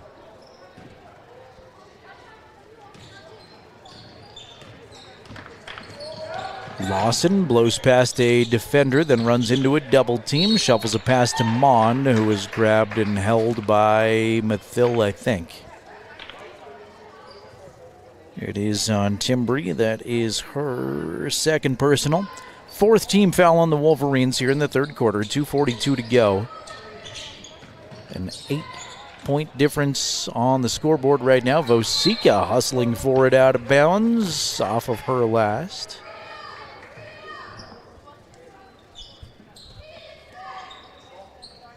Been impressed with this Riverton defensive effort. I know they're down by 8 right now, haven't had a lot of points the last couple of quarters, but Riverton doing things well defensively, playing with a lot of heart. Mathill knocks it away out of bounds.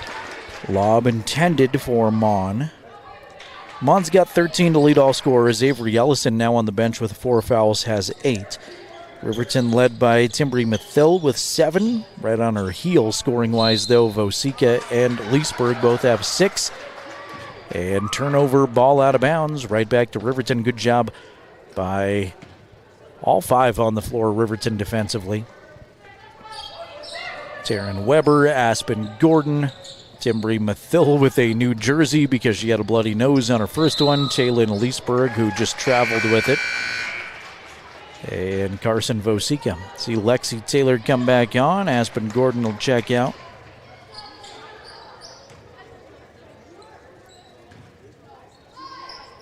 Just after 2 o'clock, KTUG Hudson Lander Riverton is the radio station we're on, 105.1 Jack FM. I'm Jerrad Anderson. Jason Peterson to my right, running the camera for you on County 10's YouTube channel. Layup missed by the Utes. They get it back, though. Young, a second chance at it. Can't hit either time. And Riverton secures the rebound. Great pass. Weber finds Vosica wide open, up and in for two more. What a nice assist from Taryn Weber in transition. Vosica puts the shot in the bucket, makes it a two-possession game. 6 points is the lead for the Utah squad. Smith trying to shake free of a defender, puts up a runner from the free throw line. That's no good. Knocked out of bounds, I think, off of Weber last, and it was.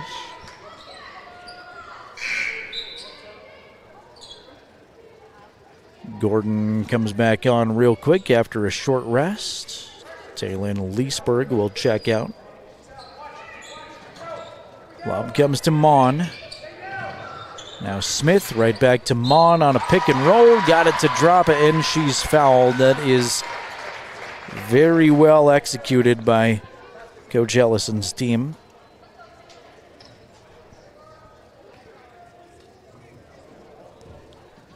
The Riverton foul was on Timbri Mathil, her third.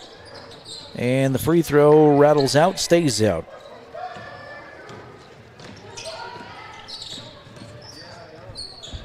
.1:15 to go in the quarter. Riverton digs into their offense, trailing by 8. Weber at the top. Taryn with a left-hand dribble, past a defender. Maybe should have just looked at the basket, tried to pass it in the paint to the hands of Lexi Taylor, who couldn't quite field it. It's ball out of bounds to the Utes. 1 minute exactly remaining third quarter.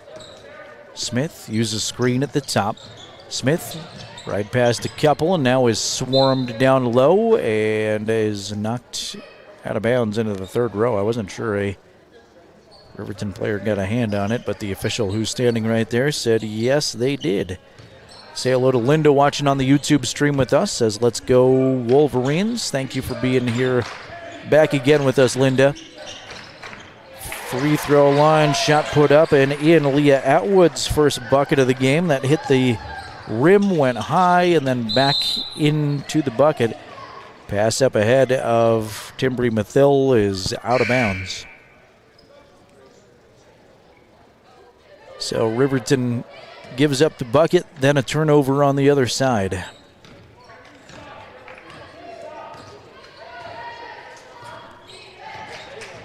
Smith loses it.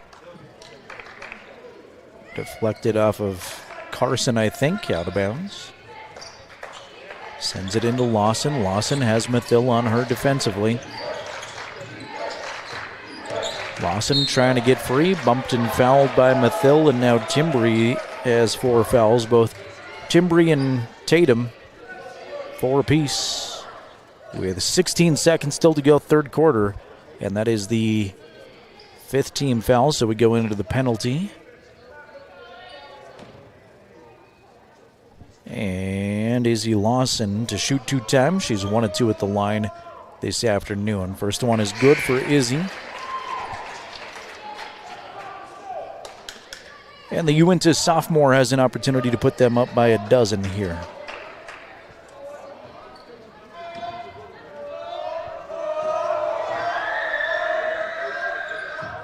Riverton boys trying to be as distracting as possible. Off the right side of the rim, no good.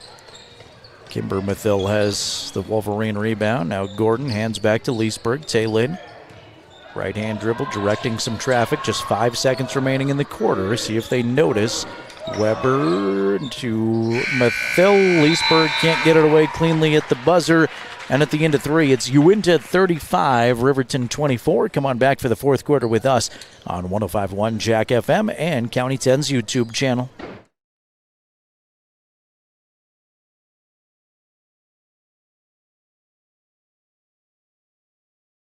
Fremont Motor Companies, Wyoming isn't just where we operate, it's where we belong. For over 85 years, we've stood alongside our community through life's big moments, from turning the key to turning the page in every journey that follows. Here, customers become neighbors, and neighbors become family. Visit us today at Fremont Chevrolet GMC Riverton or online at FremontChevyGMCRiverton.com. We are Wyoming. Together, let's drive. We are Maven, focus on the fundamentals, clean, simple designs with the very best modern materials and technologies. We refuse to compromise our mountain town roots to follow the well-worn path to $1. We choose instead to make game-changing gear and use it in the places and pursuits that inspire us every day. We are Maven, a company focused on the design and creation of innovative products for and by the modern outdoors. About the Fremont County Sports Weekend at county10.com. Turnstile bringing us back into Rock Springs High School. Jerrad Anderson here. Jason Peterson, our camera operator. Hope you are doing well, whatever's on your agenda this Friday. Thanks for making us a part of it. Riverton trailing Uintah 35-24. Both teams even in that third quarter, by the way. 8-8. Here's Kimber Mathill starting the scoring for three at the top. Kimber with a much-needed triple for the Wolverines. Her first points of the game. Tatum Tyra back out there with those 4 fouls to start the fourth quarter, by the way, for Riverton. They settle into a 2-3 zone, and I think it's a different look than maybe Uintah was expecting early on. There's Mon down low, easy 2, right above her defender, using that 6'5" frame. Push foul as Vosika knocked to her feet. Leah Atwood commits the foul and then is right there to help up Carson in a very sportsmanlike move from Atwood, the Uintah, Utah sophomore. Again, we went 8-8 in the third quarter, but it was a big, decisive second quarter in favor of Uintah that have given them this lead. Shot off the glass is no good, and Kennedy Mon is there to scoop it up for the Utes. Left side, Atwood holds it. Young has it. Nope, I thought it was knocked away, but it is not. She just lost the handle on it. Riverton basketball. 10-point game. Riverton has done enough to just kind of keep hanging around.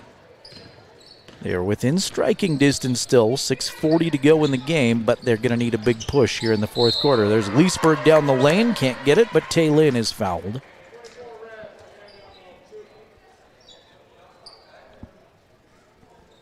Personal foul on Leah Atwood is her third. Leah has committed the last 2 fouls of the game as well. Taylin at the line. First one no good. Off to the left side of the rim.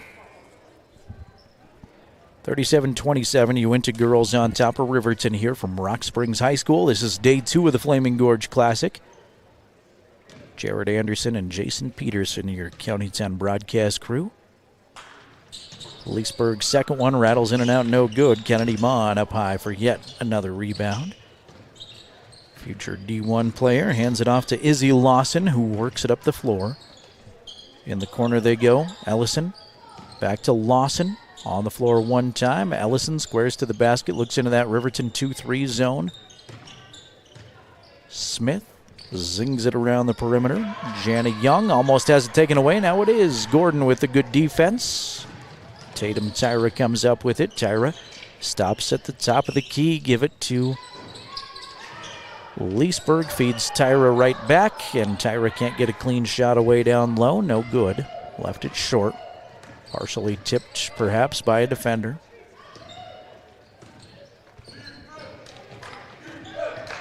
Taylor will use a screen. Smith almost lost the handle on it, but coming to get it was Lawson.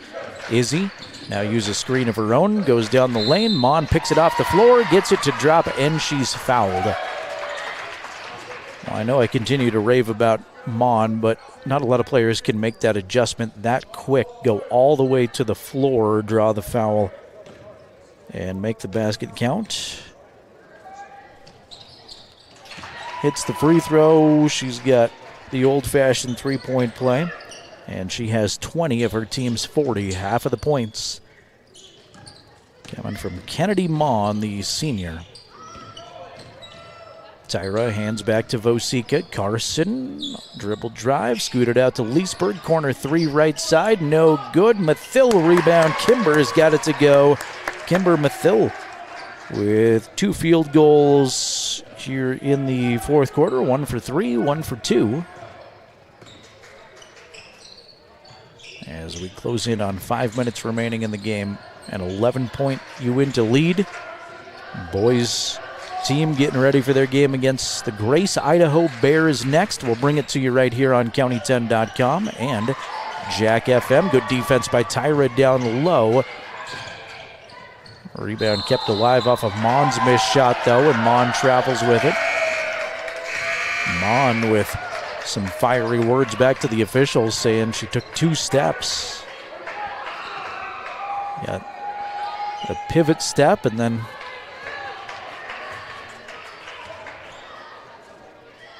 a gather step.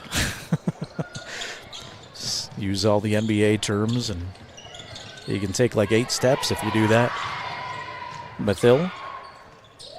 Skip pass intended for Tyra. Tatum gets free at the free throw line, draws the foul, but can't hit from the free throw stripe. Mon picks up the personal. 3rd team foul on the Utes, and that is just the first on Kennedy. Kennedy Mon and the official that she was unhappy with about the traveling call exchange. Some words, and then finally a smile from the official.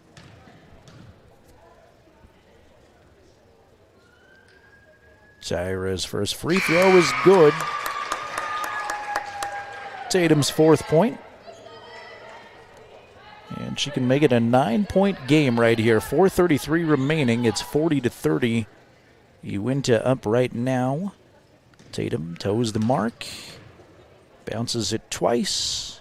Bends the knees and lets it go. Front of the rim, no good. Mon with the clean block out down low. Slapped away by Weber, though. Trying to hassle this post player as much as they can. Kennedy with half of her team's points. And that's still off of what she did yesterday. She had 32 yesterday in a big win against Rock Springs. Riverton with their first win of the season over Mountain View yesterday, 38-32. Here's a steal at midcourt. Leesburg and Mathil teaming up. Good pass, Leesburg to Vosika. Vosika can't hit the layup, though, on a 2-on-1. And breaking out of the pack the other way with it is Lawson. Lawson can't hit a layup. Shot's going to be waved off. And the official says a foul on the floor on Taryn Weber before that shot. Taryn's first, 2nd team foul on the Wolverines. 4:09 remaining 4th quarter now. Riverton down by 10. And Uintah with the basketball. Not for long, though. Utes have it stolen away by Leesburg. Boy, Tay Lynn really getting it done on the defensive end. Up ahead to Vosika. She'll make this one count. Carson's got 10.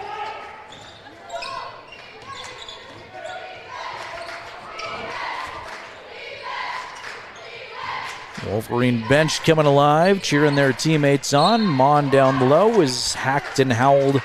Taryn Weber goes down.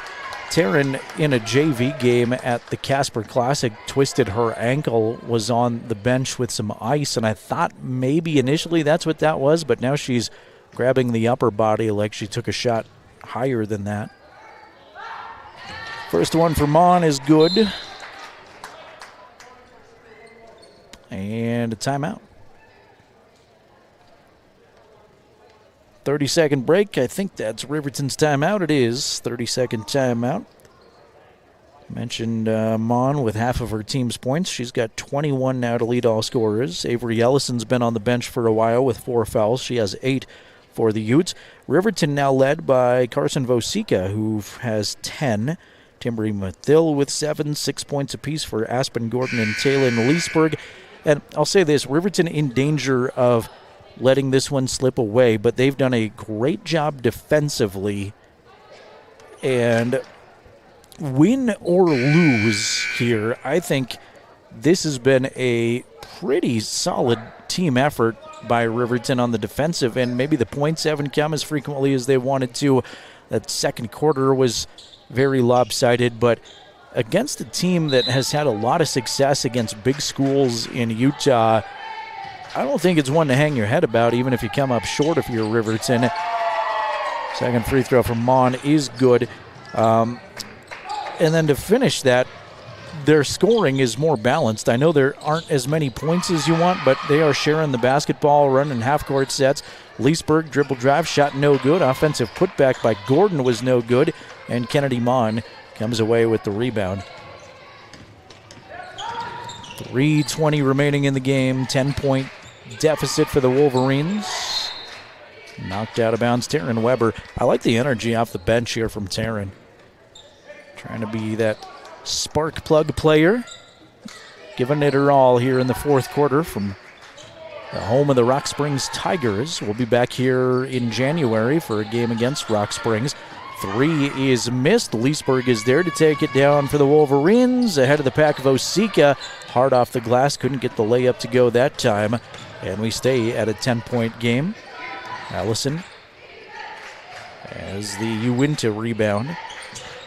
Underneath Mon. Good dish. Great job finding her down low. Taylor Smith. And 2 more for Kennedy Mon.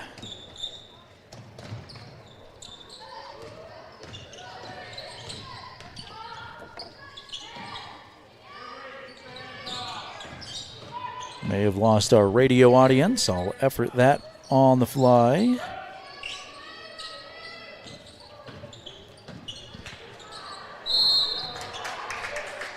Pile up and a foul, I think, on Kennedy Mon. 4th team foul against Uintah. It is on Mon. That's her 2nd.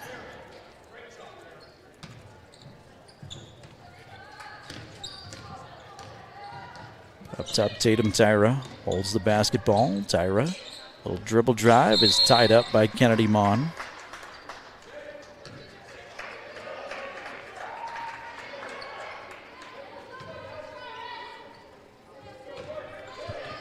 And hopefully that gets our Jack FM audience back.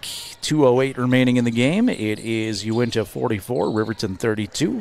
Sorry for the disruption there to our radio audience. 2 minutes exactly remaining. Ball knocked out of bounds. It'll be back to the Wolverines. Kennedy Mond has just taken over this game. She's scored 24 of the Uintah 44 points, showing us why she's going to Seton Hall next year. Riverton, though, nice job defensively in this game. Mond's just going to score those points, I think. All things considered, Riverton's been very aggressive in a 2-3 zone throughout, and a balanced scoring effort. Not as many points as they want, but they've been sharing the basketball well. It'll be Riverton basketball out of bounds. It's just knocked away. 1:40 remaining. It's time in the contest. Boys game.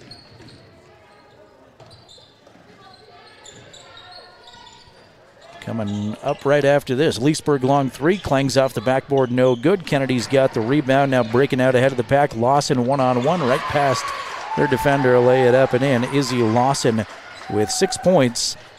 And Uintah putting a little exclamation on this game late. Utes look like they're going to improve to 7-2.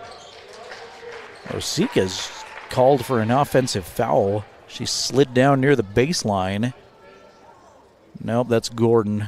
Gordon called with an illegal screen, I guess. Not on the ball. Was curious on what they were going to call on Carson because it didn't look like she did anything other than slip. Loose ball kicked. Stays Utes ball with 60 seconds remaining. Riverton girls will fall to 1-5 on the young season. One more game from the Flaming Gorge Classic coming up tomorrow as Allison's open for 2 in the paint, puts it in. We will see Riverton take on Kemmer tomorrow. 10:40 in the morning is the girls' start time. Boys will follow immediately. Kimber Mathil's going to pick up the foul in Riverton's backcourt. And we are in the bonus, so we'll walk all the way down and shoot more free throws. Avery Ellison gets to shoot 2 times after the Kimber Mathil foul. First one on the way is good. Avery now with 11 points. That's her first free throw attempts of the afternoon. And that one's too hard, no good. Good job boxing out the shooter by Vosika to get the rebound. Playing out the stretch here, Tyra going to launch a long three. Why not? That's no good, front of the rim. Try it from anywhere. Try to make up a ton of points in 30 seconds. It's almost a steal in backcourt. Aspen Gordon is charged with the foul, though, and we're not going to get out of here without some more free throws. Real quick, Bailey Tire Pros post-game show coming up. We'll give you final scoring numbers here in the girls' game, and then we'll switch over to boys' coverage. A different opponent we'll see here with the doubleheader still on the schedule. First free throw is no good by Taylor Smith. Got the Grace, Idaho Bears next up against the Wolverine boys. Both of those teams waiting near the doors to get on the floor. Smith hits the free throw. Makes it 50-32, Uintah. Could be Riverton's last possession. Leesburg, nice dish to Tyra, put it up and in. Tatum Tyra with her 6th point. Solid assist from Taylin. 7 seconds. Uintah does not need to get a shot off. Mon's going to do it anyway. Can't hit the layup at the buzzer, though. And we have gone final in this one. Utes 50, Wolverines 34, final score on that Fremont Chevy scoreboard. Coming up here in just a couple minutes, the Bailey Tire Pros post-game show. You have been listening to Riverton Girls Basketball on your home for the Wolverines, 105.1 Jack FM, and streaming video coverage, as always, on County 10's YouTube channel.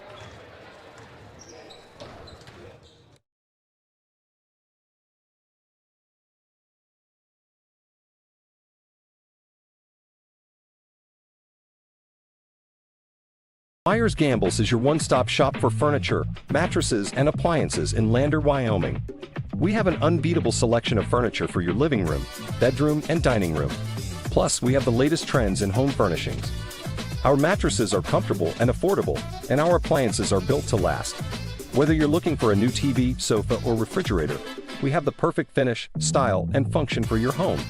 Visit us at 420 Main Street in Lander, or check out our website, landergambles.com. Today, Elevate Rehab proudly sponsors our local student athletes and their families in Fremont County. We are honored to play a key role in our Tiger athletes' success both on and off the field, and always partner one-on-one from your first visit to your last to coach you to victory. From sports injuries, aches and pains, to recovery from surgery or concussion, trust Elevate's specialized crew to dive into your goals, sprint with you to the finish line, and help elevate you to the top of the podium. Check us out at our Lander Main Street location or visit our webpage online. Go Tigers!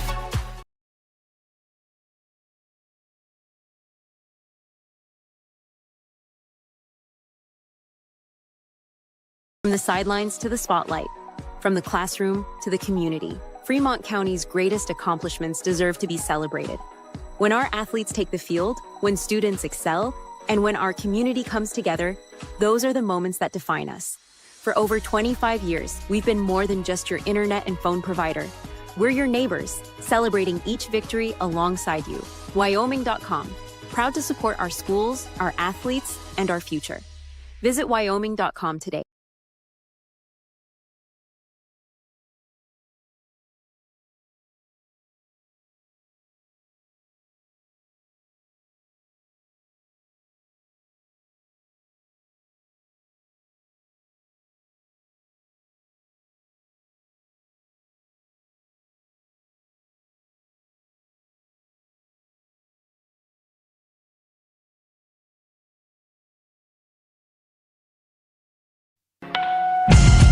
To recap today's game, this is the Bailey Tire and Auto postgame show. Here's the voice of Riverton Sports, Jerrad Anderson. Back here at Rock Springs High School, Riverton ladies coming up short to Uintah, Utah. Final score goes 50-34 on the Fremont Chevrolet scoreboard. Riverton actually wound up leading at the end of the first quarter, kept it close for a while. They were up 9-8 at the end of one. Outscored, though, in the second quarter, 19-7 was 27-16 Uintah at halftime. Third quarter went 8-8 at 35-24, and the Utes outscoring the Wolverines there in the fourth again, 50-34. Taking a look at individual scoring numbers first for the Utes, it was the Kennedy Mon show, just as we kind of expected. She finishes with 24 points. The future Seton Hall basketball player. Fun to watch her performance down low. Avery Ellison had a great game as well. Got in some foul trouble late. Still finished with 11. 6 points for Izzy Lawson. 3 points for Taylor Smith. Then 2 apiece for Leah Atwood, for Lexi Perkins, for Janet Young, as well as the Utes. And Coach Cammie Ellison move to 7-2 on the season. For Riverton, they drop to 1-5, and they were led in scoring by Carson Vosika. Vosika had 5 field goals for 10 points.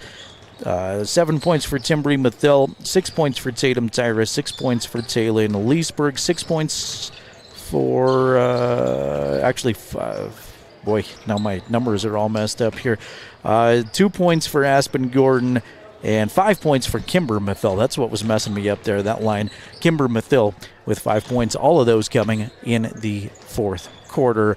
Again, Riverton falling 50-34 in game one of our doubleheader. A Uintah County Utes, or the Uintah Utes, looking pretty good out of Vernal, Utah, and they move to 7-2 on the season. We'll bring our camera guy Jason Peterson on here for a few final thoughts on the girls' game before we transition into the second half of our doubleheader. Got boys basketball coming up in just a couple of minutes. Jason, any thoughts on that girls' contest? Yeah, I thought the girls did pretty good. For playing such a tough opponent from Uintah County. They actually stuck with it the whole game. Stuck in there, and like I said, they played a good first quarter. Second quarter kind of got away with them a little bit as they kind of got outscored on that one. And then I thought the second half was pretty good. They kind of stayed with it the whole time, and even though the scoreboard didn't kind of look that way, but I give it to the Lady Wolverines. They kind of stuck with it and did a good job. Yeah, I like the defensive effort a lot. I know Kennedy Mon is just a lot to handle, and then when she's not contributing, they've got a number of other contributors that can shoot the basketball well. But all things considered, I was impressed with the way they dug in defensively. Same team just destroyed Rock Springs last night, and I thought Riverton's effort, frankly, was better than the effort last night. So I think that's good news for Riverton, and I like the balanced attack offensively too. I know 32 points isn't enough to win the game, but they spread the basketball around very well. Bailey Tire Pros making our quick post-game show possible.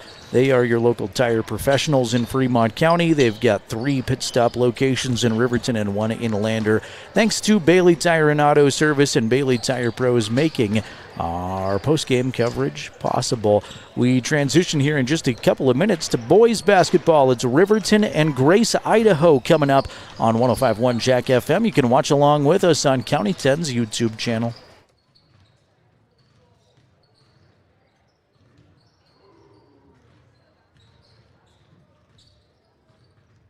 Welcome to Bailey Tire Pros, your local tire and auto repair specialists in Riverton and Lander. Say no to endless online tire listings and experience the convenience of local service. With unbeatable prices and top quality tires, we're here to change the game. Quality service and expert staff ensure you always get the right fit for your car. Choose local. Choose Bailey Tire Pros, where your satisfaction hits the road.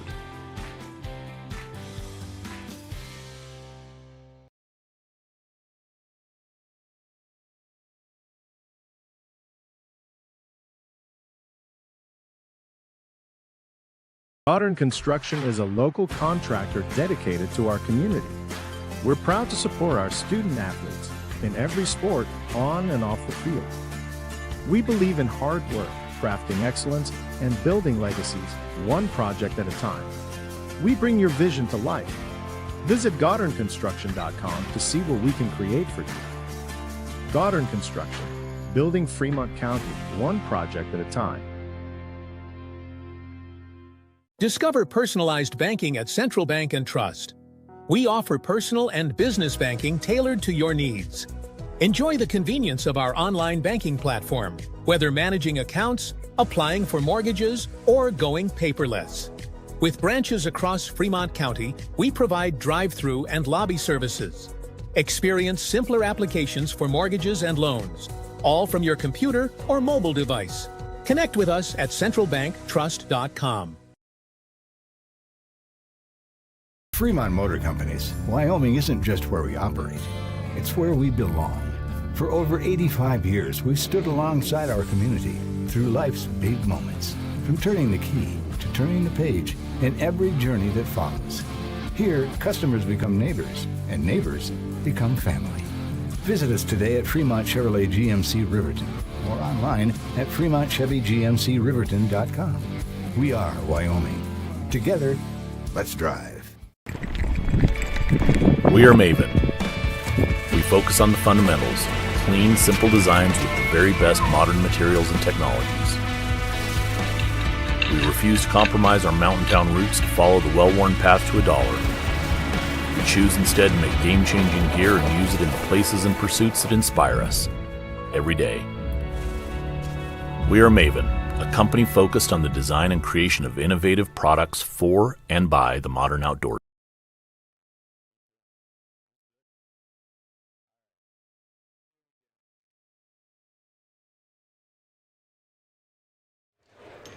Welcome you back here to Rock Springs High School. Riverton falling in this one. The Uintah County ladies pulling away to win this one, 50-34 final score. Coach Mike Bosner joining us here on the Bailey Tire Pros postgame show. And Coach, I know you're unhappy with the loss, but I really liked the fight in your team. I thought defensively you came out, you were scrappy. I don't know how you're feeling, but I was pleased with your ladies' effort. Well, I told her when we went in the locker room, I go, look, there's not going to be very many times where your coach is going to come in here and say, hoorah, right? Because I'll tell you what, we got after it. Okay, these are the kind of games that you've got to be able to fight, right? You got a 6'5" girl that's going to Seton Hall, and how do you defend that, right? And it just takes heart. You got to come out and you got to play them, right?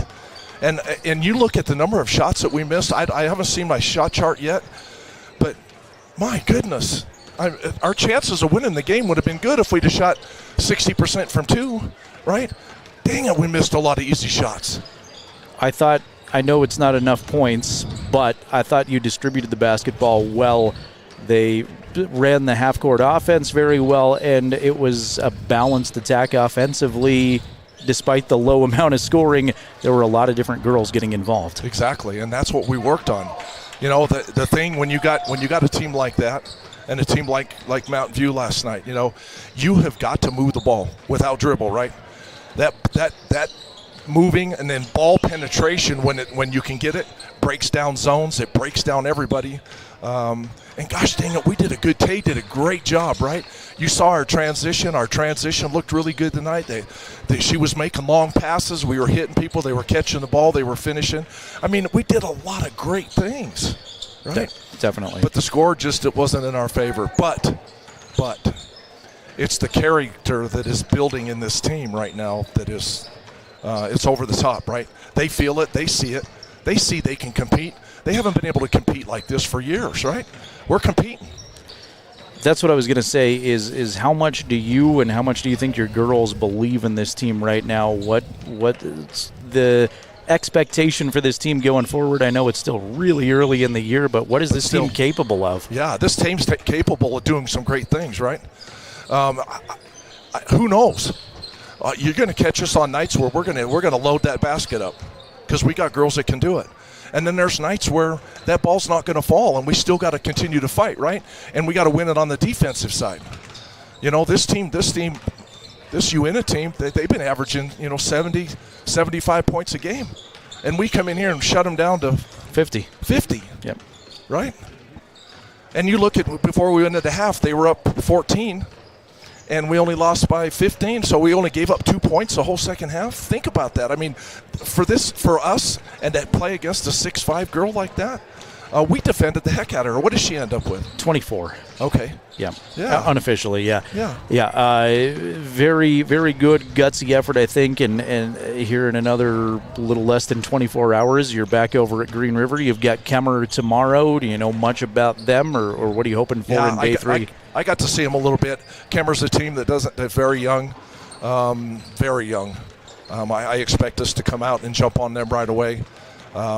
We need that win pretty bad, and I think it'll be hopefully an opportunity for me to play some of the younger girls. But man, you got to give some love to Taryn. Taryn came in and she defended that 6'5" girl. I mean, holy cow! Right? I mean, she had a hand in her face the whole time, and she got a butt into her and was continuing to block her out and play hard. I got to have those girls, right? We got to be able to go 7, 8, 9 deep.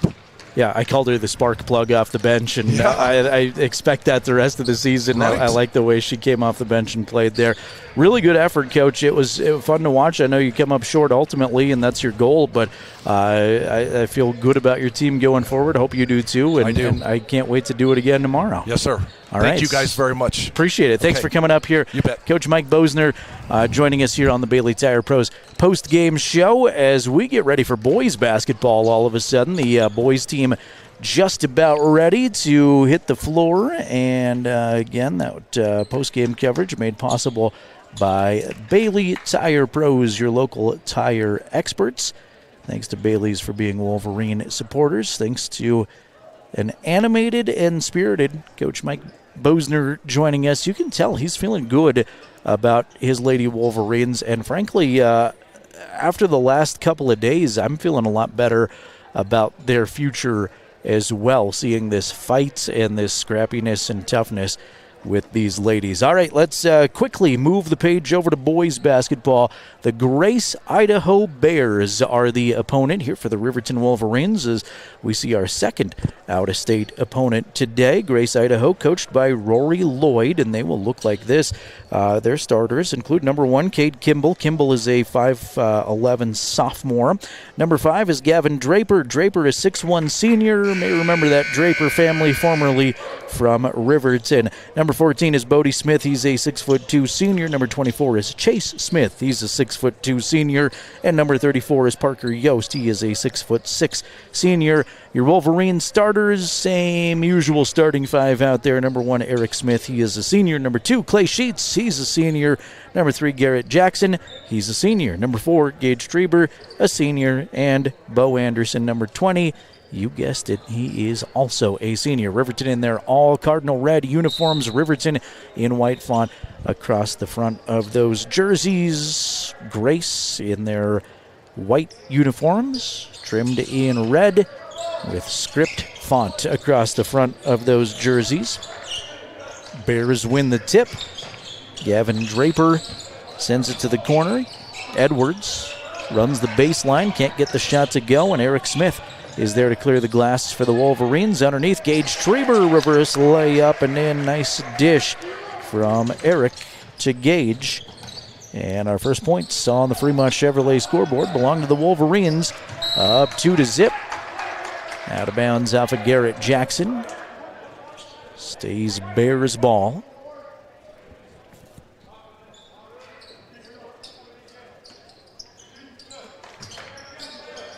Grace, Idaho, small community. 3 launched by Bodie Smith. He couldn't get that to go, and Riverton quickly in transition the other way. Eric blows past the defender, is fouled on the way up, and I think Eric's going to get some free throws after the personal foul on Edwards. Just a little less than 1,000 people in Grace. Got some of the rural community going to school there. It's, if you're familiar with that side of Idaho, between, it's near Lava Hot Springs and Soda Springs, just south of both of them. Eric's first free throw was good.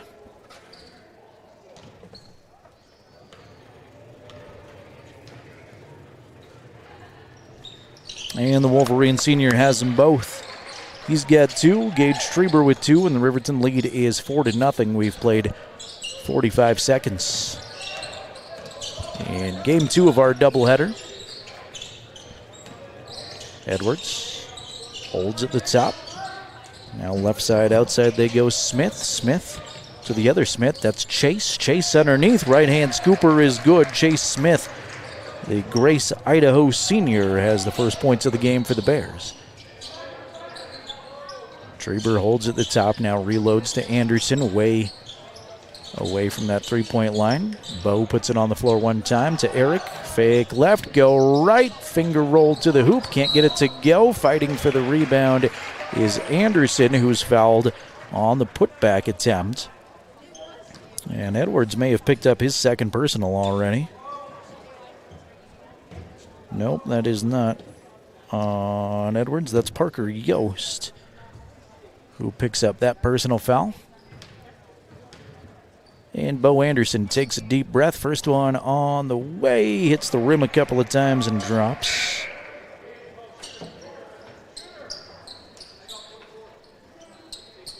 River White Plume in for Big Red.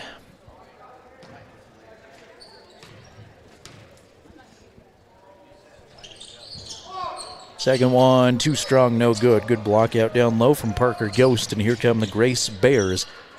Edwards sends it to Smith. His pass intercepted by Eric. One-on-one. Smith to the rim. Can't get it to go, but he's bodied up by a Grace defender. That's Chase Smith, who was giving chase to Eric.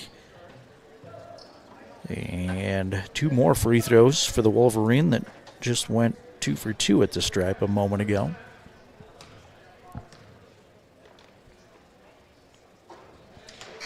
First one for Eric is good this time as Trenton Weber comes on. We just talked about Trenton's sister Taryn, who came off of the bench in that girls game and had a gritty performance, trying to defend a 6'5" player and held her own.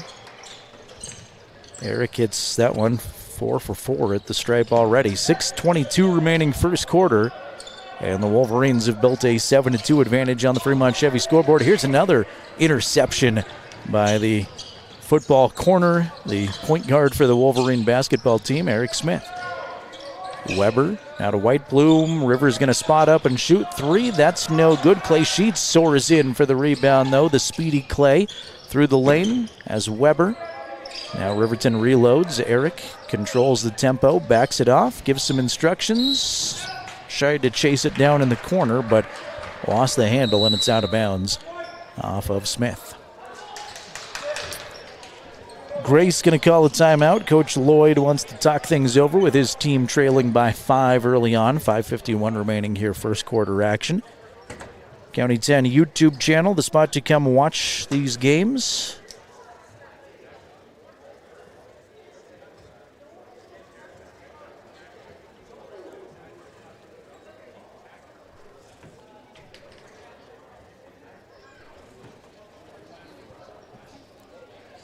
Told we're still having radio problems, so I will try that again.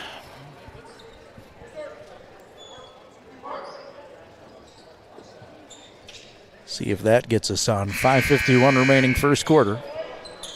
It is Riverton 7, the Grace Idaho Bears 2.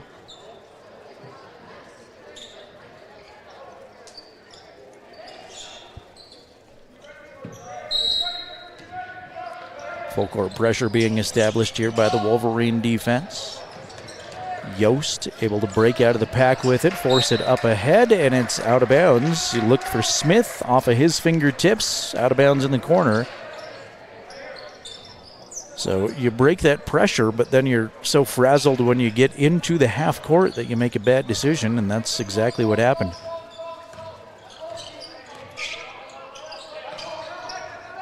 Grace in his zone defensively. Be a 1-2-2. I'm looking at, I think they're a little bit scattered right now.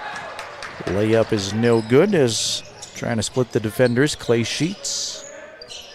Grace will refire here. River White Plume within arm's reach. A Draper. Lob to the paint is taken away by Garrett Jackson. Jackson up ahead to Weber. Trenton Right down the lane, big jump stop, fire it to the right corner to Sheets. Can't get it to go, but White Plume is there to clean it up on the other side. River White Plume's first bucket.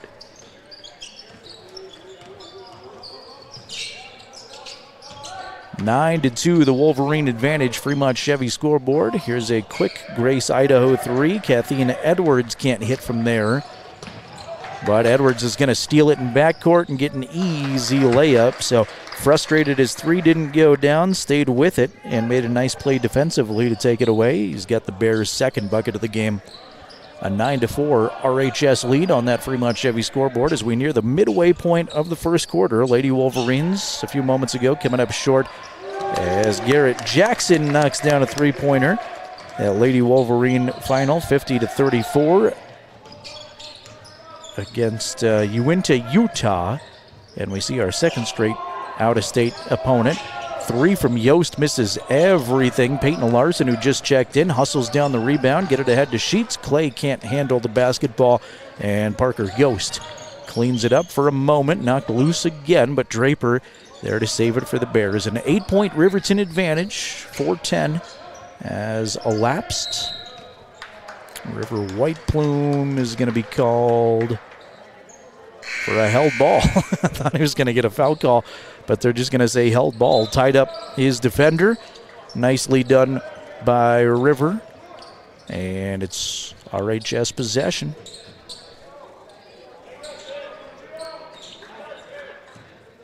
Treber to send it in, and the opportunity to chat with Gage on the Bailey Tire Pros post-game show yesterday.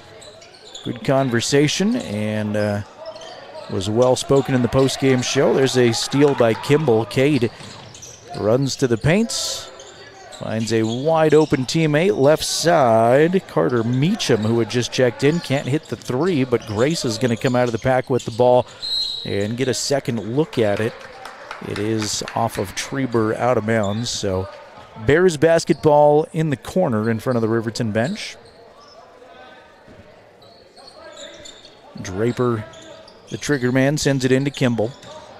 Kimball's got Anderson on him defensively. Picks up the dribble. Sends it up top to Meacham. Meacham's pass across the middle is intercepted by Treber. Tiptoes the sideline. Treber past a defender. Little stutter step. Fake left. Goes right, and he's knocked out of bounds. Wolverine basketball as it bounced off of one of the Bears out of bounds. Inbound comes to White Plume, is fouled in the paint. Parker Yost threw his hands up. I think he committed that foul, and looks like he did. He did. Team foul number 4 on the Bears. Still 3:03 to go first quarter. Riverton will be shooting from here on out, and White Plume was in the act of shooting, so he's got 2 free throws. First one too strong, no good. Riverton senior has a bucket already.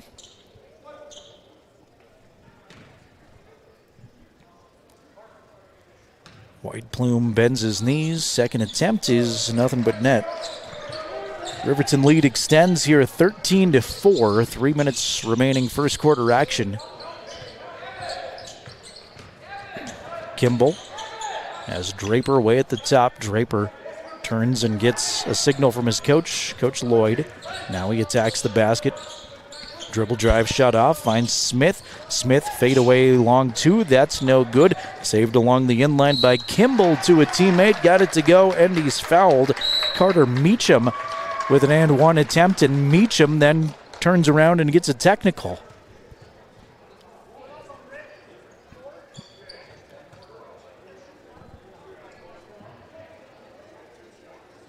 The foul is on Gage Treber. Gage Treber picks the personal up.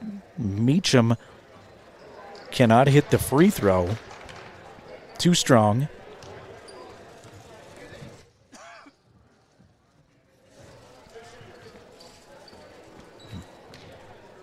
If not...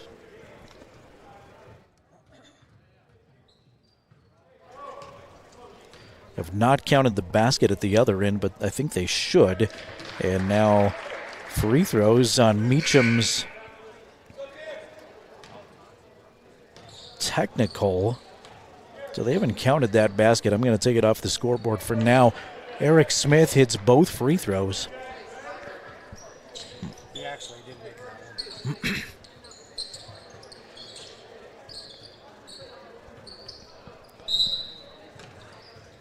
So they still haven't given Grace that bucket. He only got one free throw, so it had to be an and one attempt. There it goes. Now they're back on the scoreboard. So 15-6 is the score, as I think everybody's got it right. Knocked out of bounds, Riverton's direction. 2:22 to go, first quarter.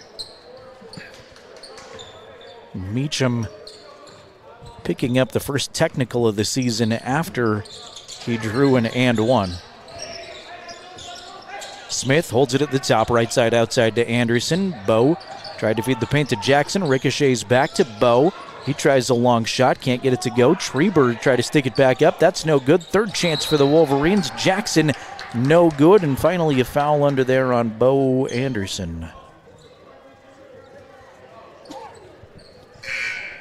Second team foul on the Wolverines. 2:02 to go, first quarter. It's 15-6. Wolverines on top of the Bears. They've led throughout.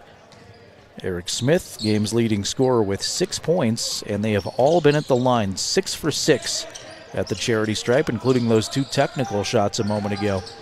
Smith turns at the elbow, and he is slapped and fouled by Treber.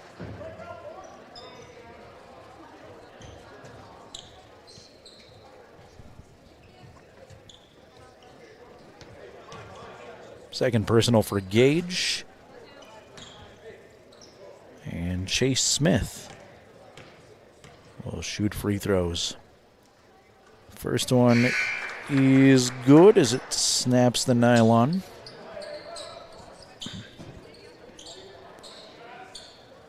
Trenton Weber checking in for Riverton. Smith toes the mark, lets the second one fly. That's also perfect.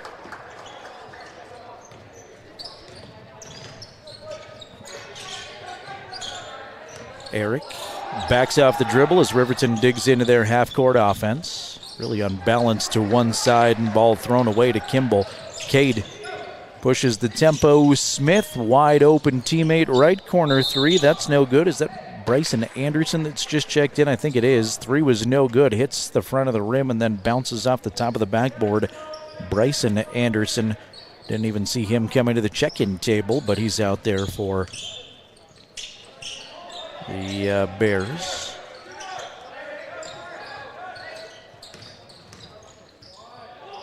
Matchup zone here for Grace, Idaho. Anderson, left side outside, gives it to Sheets up top. Now Smith, across the perimeter they go. Eric wanted to drive with it. Out of bounds, off of Eric.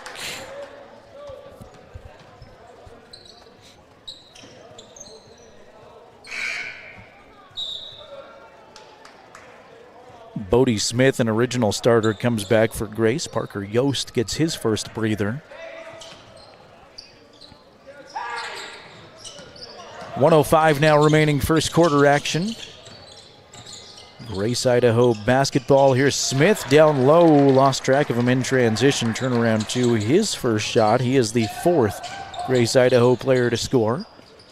Eric's shot, no good. We go up and down quick.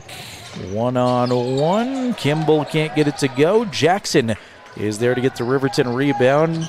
Racing the other way. Pass in transition is taken away by Smith. Here comes Draper. Really slow this down and set things up. He's got Kimball open for a second, and Cade pulls it back down. 25 seconds now remaining first quarter.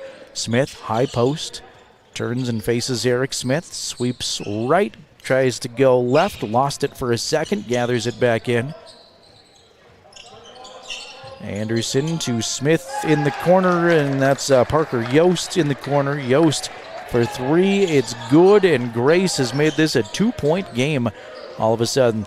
Final seconds of the first quarter, and Riverton might get some free throws. Trenton Weber got pushed and fouled by Bryson Anderson.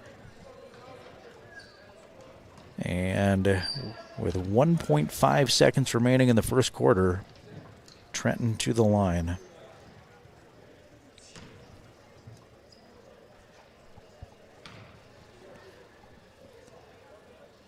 Weber's first, no good, off to the left side.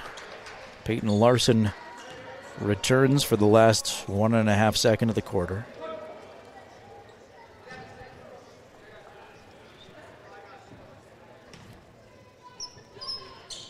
And Trenton's second takes a lap around and drops in there. He is the 6th Wolverine to score. Heave at the buzzer, hits the rafters at the top of the building. So no good.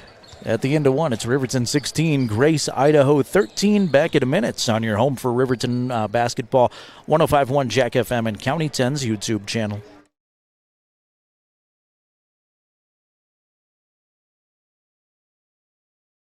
Goddard Construction is a local contractor dedicated to our community. We're proud to support our student athletes in every sport on and off the field. We believe in hard work, crafting excellence, and building legacies, one project at a time. We bring your vision to life. Visit GoddardConstruction.com to see what we can create for you. Goddard Construction, building Fremont County, one project at a time.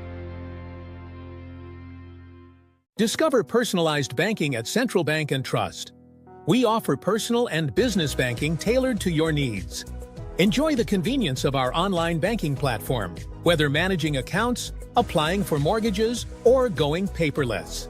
With branches across Fremont County, we provide drive-through and lobby services. Experience simpler applications for mortgages and loans, all from your computer or mobile device. Connect with us at centralbanktrust.com. Is on the air. Let's go courtside with the voice of the Wolverines, Jerrad Anderson.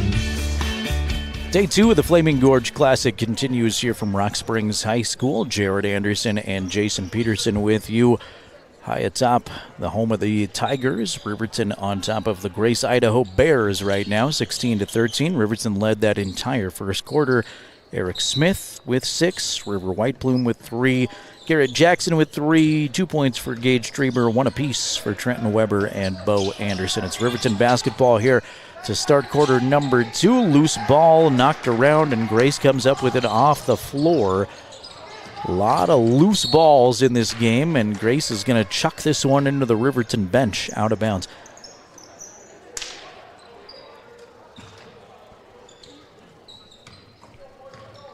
Peyton Larson slow walk up the floor. He's met at midcourt by Kimball.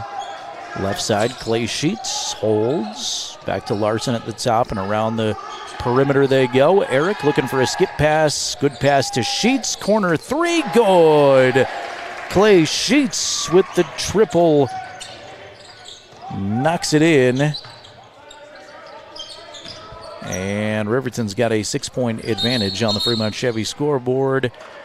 Whistle suggests that Cade Kimball is out of bounds before he can shoot the basketball, and it's going to be a Wolverine possession after the turnover.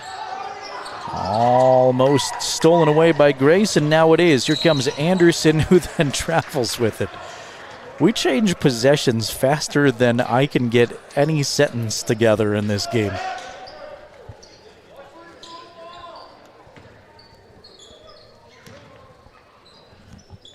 Smith walks it up the floor and finds Sheets. Now Jackson, left corner, on a bounce to Whiteplume. River puts it up. Can't get it to go, though, too hard off the backboard. Fight for the rebound. And a Wolverine foul under there is on Whiteplume. First foul on anybody here in the second quarter. We played 1:04 of it. Chase Smith returns for the Idaho lineup, and Gavin Draper comes out. Just after 3 o'clock, KTUG, Hudson Lander, Riverton, 105.1 Jack FM. Your radio home for Riverton sports, video coverage on County 10's YouTube channel. Push foul way away from the basket, and that's on Whiteplume again. River just picked up 2 really quick fouls. Anderson and Weber back on.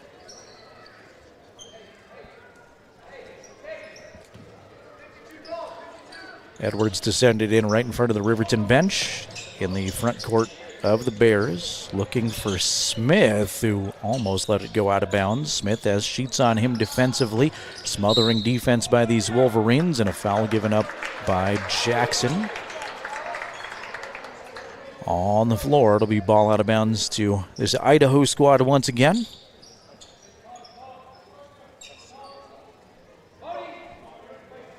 Kimball to trigger it in under and to the right of the Bears hoop. Finds Smith in the corner as he tiptoes the out-of-bounds line. Knocked out of bounds by a Wolverine. I guess off of Eric Smith. He was close. Edwards has Yost coming off a curl. Can't hit the three, though. Had a lot of daylight. Open look on a nice inbounds play. Riverton pushes in transition. Bo Anderson for two from the left side block. His first field goal of the game with his one free throw. Makes it 3 points for the Riverton senior. Smith snap pass down low, wide open. They lost track of Carter Meacham, who laid it up and in. Meacham's fourth point. Had that and one, and then he turned around, said something, got a technical right after the and one in the first quarter. First tee we've seen this season. Sheets holds it up top. Finds Anderson. Anderson on the dribble, circles around up top. Now to Smith. Smith beats one defender. Fade away two. It's good. Eric mid-range jumper. His first field goal, and he's got 8 points. He's 6 for 6 at the free throw line. Smith worked on defensively by Anderson, trying to penetrate, puts his shoulder down. Anderson flexes, he draws the charge. There are things in sports, like taking a charge, that fire you up more than they actually account for, if that makes sense. Like, it's a foul and it's a possession change, but those are momentum shifting things. Kind of like a block, like it's a missed shot and that's all it is, but it tends to fire a defense up when you see a big rejection into the stands. Here's Smith, long three, no good, off the front of the rim. That was NBA range, would not come down. I've seen Eric hit those before, though. Edwards holding the basketball. Larson on him defensively. Meacham now to Draper as Grace surveys Riverton defensively. Wolverine still in a man-to-man. Larson got caught leaving his feet for a second. Then Edwards tried to drive past him, and Larson recovered nicely, blocked the basketball right back into Edwards, and it rolls out of bounds off of Cathene.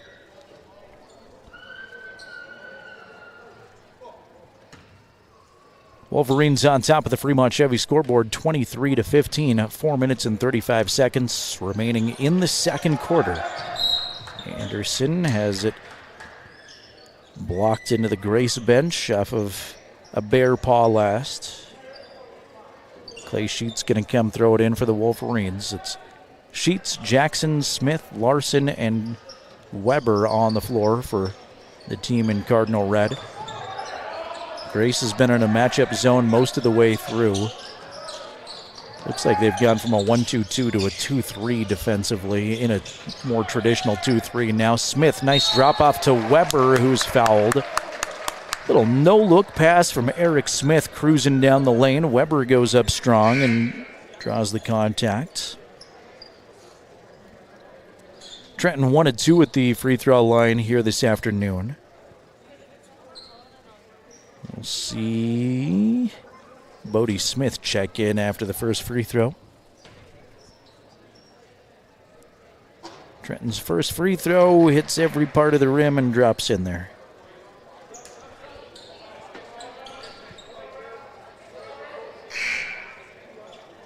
Riverton senior with a chance to put his squad up by 10. As Bo Anderson returns, Eric Smith out for presumably a quick breather.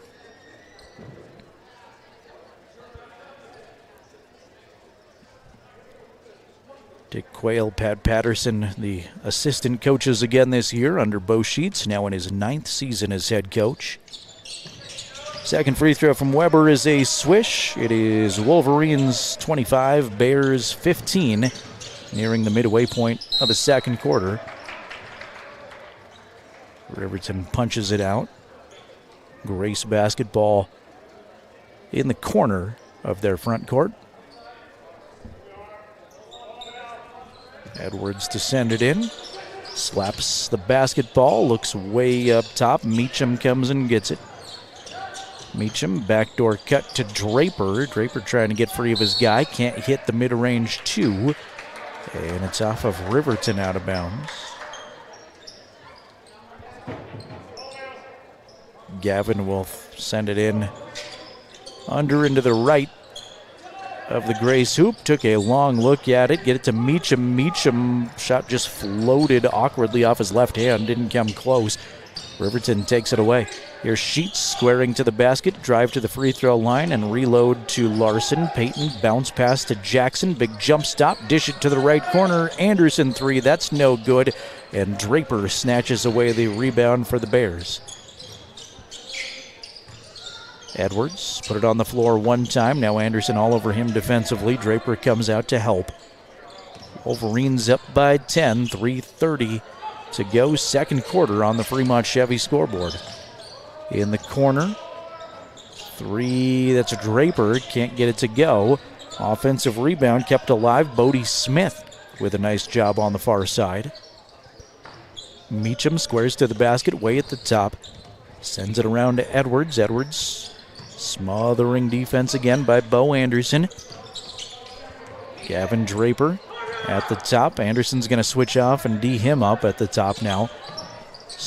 Bodie gets free from just beyond the free throw line. Can't hit from there, front of the rim. No good. Cherry picking Clay Sheets. Got it to go.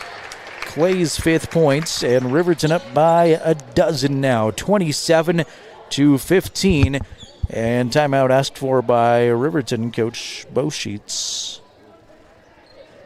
Thanks to our friends at Wyoming.com, making Riverton basketball possible. A local company supporting local athletes. Wyoming.com has home and business internet options, great phone service options too. Check out all of their services and more about their company at Wyoming.com. Riverton girls falling to Uintah, Utah, 50-34. And if you missed that game, Uintah's got a 6'5" post player that is signed to Seton Hall University. She was responsible for 24 of the 50 points. Not enough points for the Lady Wolverines to win many games with just 34, but they distributed the ball nicely, got into their half-court sets well. Carson Vosica led the way with 10 points, 7 for Timbri Mathil. And then Taylor Leesburg and Tatum Tyra both had 6. Coach Bosner joined us between games and was really fired up about the progress his girls are making. They had a win against Mountain View last night, as did the Riverton boys. This is the first game of the tournament for Grace, by the way. They've got a couple of games tomorrow. They play Worland and Mountain View. All of their games will be here at Rock Springs High School, which is interesting. Meacham free off a screen at the top. 3, no good. In and out. Eric Smith is fouled on the rebound. Good position from Eric. And he takes a shot from Yost. That's actually on Chase Smith, not Yost, and that's Chase's 3rd. Got the 24 and the 34 mixed up there. Chase Smith gave him a shot, and 3 fouls now on Chase. Anderson holds left side outside at the top. Peyton Larson put it on the floor one time. Now goes underneath to Weber. Weber pump fake, used the glass, got it to go. Right over top of the taller Parker Yost. Trenton Weber has 4 points. Nope, he's got 5. 29-15, the RHS advantage. Ball ricochets off of a Wolverine. It'll stay Grace Idaho basketball under into the right of their hoop. 2 minutes and 7 seconds left to go, second quarter. Kimball gives it a long look to a running Draper who is rejected. Eric Smith. Is that Eric or Garrett Jackson that blocked it away? Was it Eric? Okay.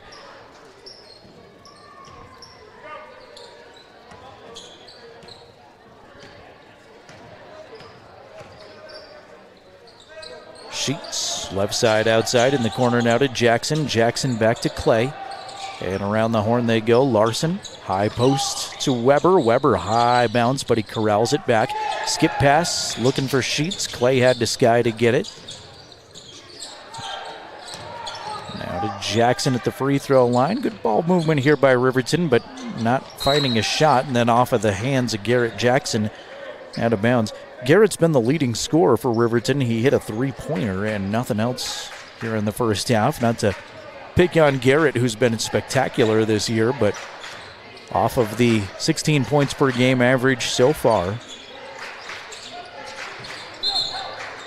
Traveling violation on Draper is going to give this ball right back to RHS.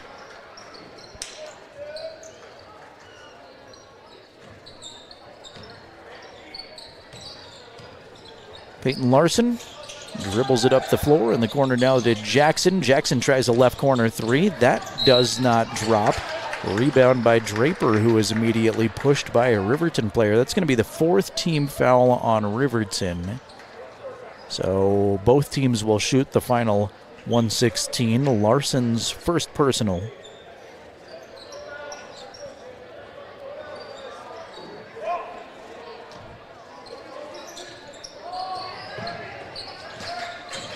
Grace sets up their offensive set as they stare at Riverton's man-to-man pressure.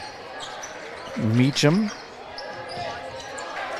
Now Draper holds right side. Will put up a floater on the right block. That's no good, too strong. Knocked off of Smith, though. It stays Grace basketball.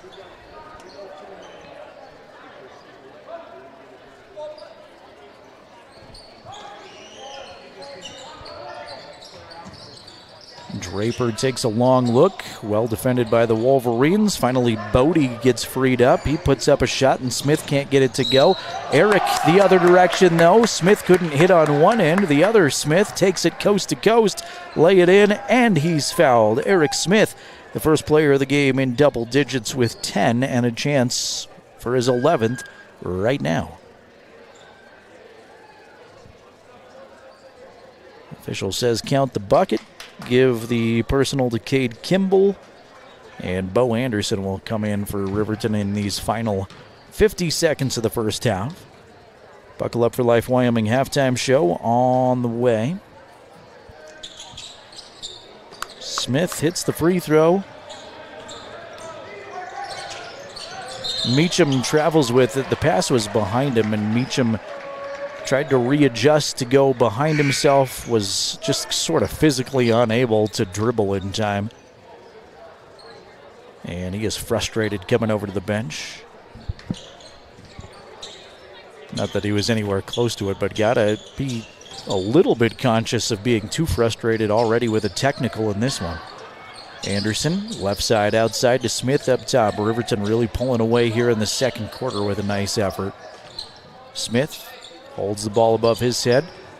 Now they go to Weber. Bounce pass to Jackson to the paint. Right-hand shot is good. Garrett Jackson with his fifth.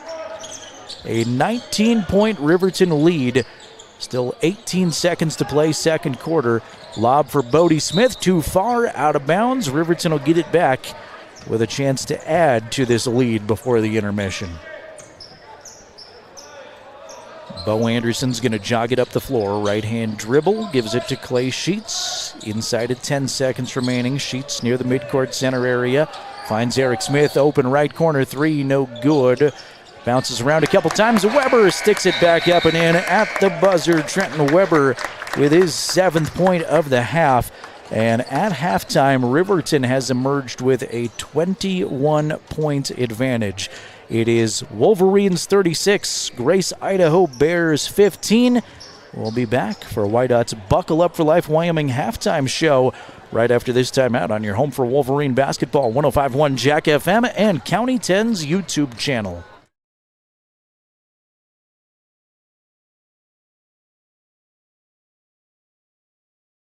Baldwin Creek Rental Service in Lander is a proud supporter of sports and athletics here in Fremont County. Baldwin Creek Rental Center understands how expensive specific equipment can be, especially if it's for a one-time use or event. That's why they offer tools and equipment rentals. For many years, Baldwin Creek has provided services to clients in Lander and the surrounding areas. From lawn and garden projects to graduation parties, they have the right equipment for you.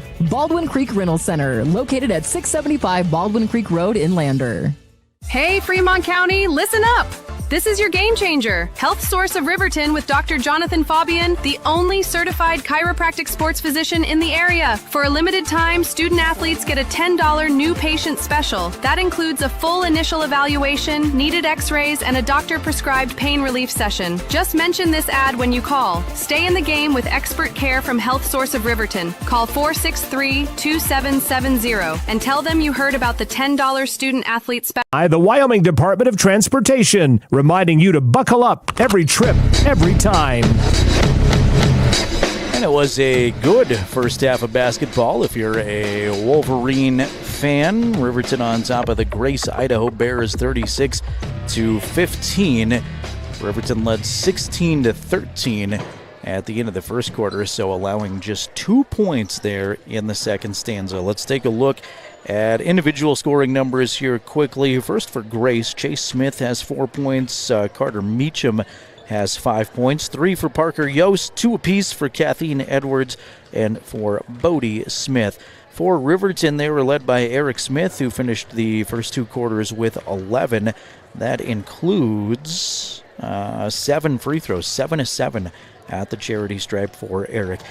Clay Sheets has 5. Garrett Jackson has 5. Trenton Weber with 7 points to end the half. Bo Anderson with 3. River White Plume with 3 and 2 points for Gage Treber. This is the Buckle Up for Life Wyoming halftime show presented by the Wyoming Department of Transportation. I'll tell you a little bit more about some other activities going on around Fremont County here in just a couple of minutes, and we'll tell you what's in store for our broadcast coverage tomorrow. At the half, it's Riverton 36, Grace, Idaho 15.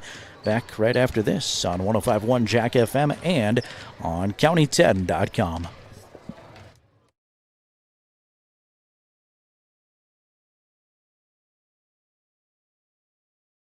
Happens, and sometimes it leaves a dent.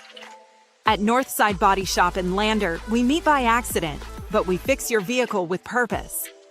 From minor dings to major collision repair, our expert team gets you back on the road and brings your car back to its original beauty.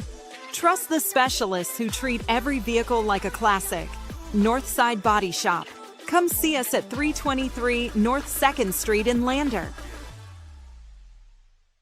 Welcome to Hampton Inn & Suites, your home away from home in Riverton. Enjoy top-notch amenities like our indoor pool, hot tub, and fitness center. Start your day with our complimentary breakfast. Stay connected with free Wi-Fi. Relax in one of our 89 beautifully furnished rooms. The Hampton Inn & Suites is proud to support the Riverton Athletics Program and being a part of the Riverton High School Booster Club. We want to wish all student athletes the best this coming season and look forward to being a part of your success.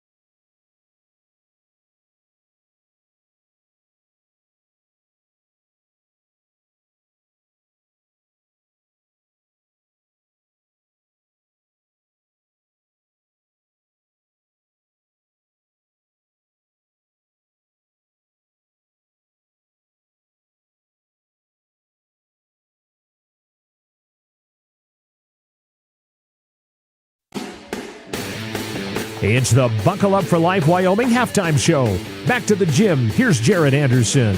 Welcome me back in here to Rock Springs High School. Hopefully all of our Jack FM issues are taken care of now. Sorry if that was inconvenient for our radio listeners there, but I think we're back in streaming video coverage as always too on the County 10 YouTube channel. Riverton on top of Grace, Idaho, 36-15. They gave up just 2 points there in the second quarter.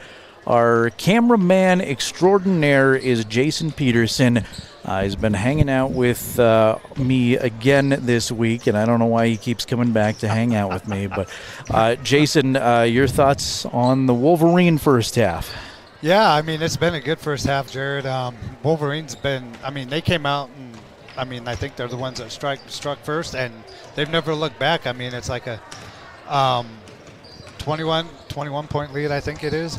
Yeah, I mean, good first half by the Wolverines, playing hard, playing tough, and we'll see what happens in the second half, but I think they're going to come out and play tough then too.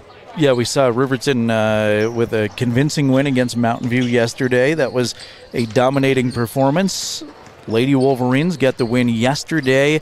They go down 50-34, which I know doesn't sound great when you hear that, but when you watch that game, it was a gritty, gutsy effort against a Uintah, Utah team with a lot of talent. So all things considered, so far, it has been a great tournament, I think, for both Riverton girls and boys, and still a half a basketball to go here.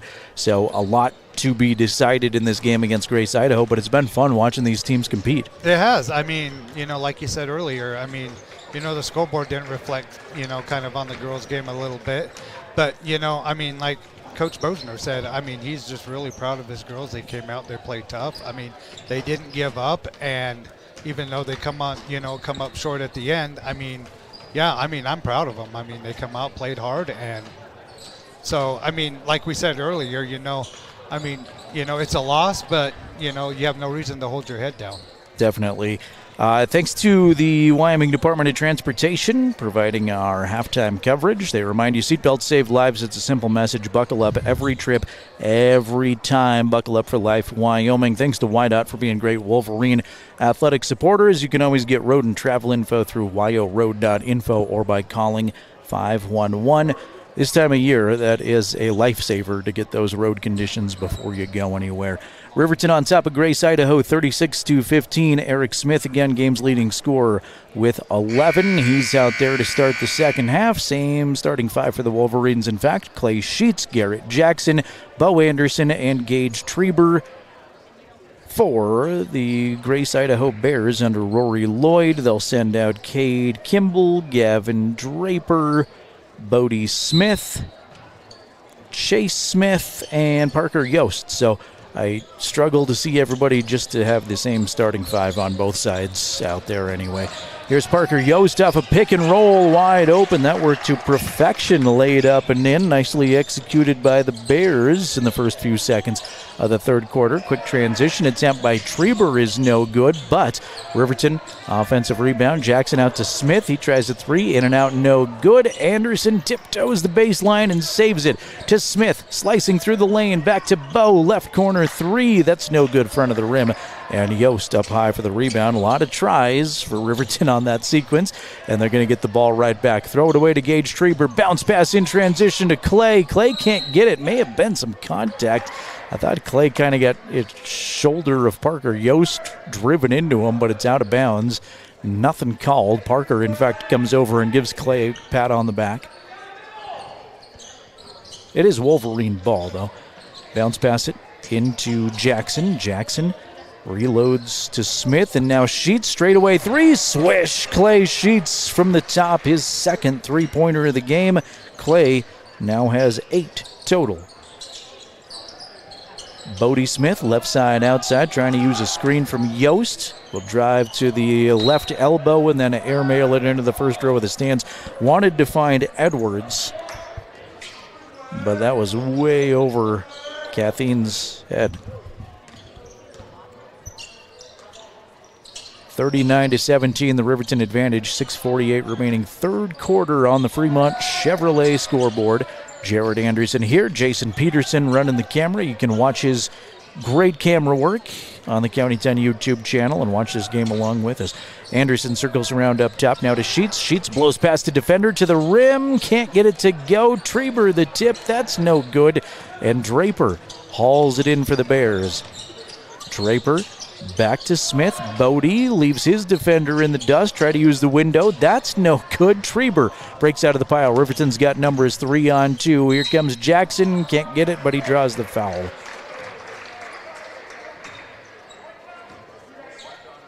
Give me a minute while I catch my breath here.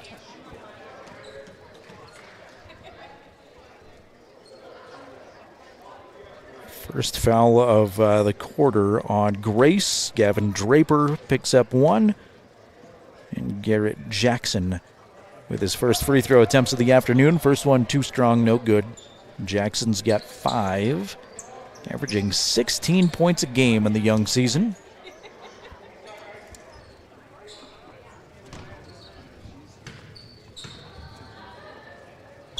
Second one for Garrett, also too strong, but he gets his own rebound. Knew it wasn't going to be good. Kept it alive. Here's Clay. Give it to Eric Smith. Right back to Clay. Left corner 3. That's no good. Bounces around, and Meacham with a nice block out down low. Draper, he's got Smith wide open, but Smith can't hit the open 3. Maybe just too open. Thought about it for a second. Couldn't get it. Riverton on their way back down the floor. Runner from Clay Sheets is good with the right hand. Clay in double digits now. He's got 10. Wolverines with a 41-17 point lead. We've played 2.5 minutes in the third quarter. Not a lot of stoppages here early on in the third quarter either. Lob is blocked out of there by Jackson, taken away by Peyton Larson. To Smith, to Weber, lay it up and in. That is how you get down the court in a hurry.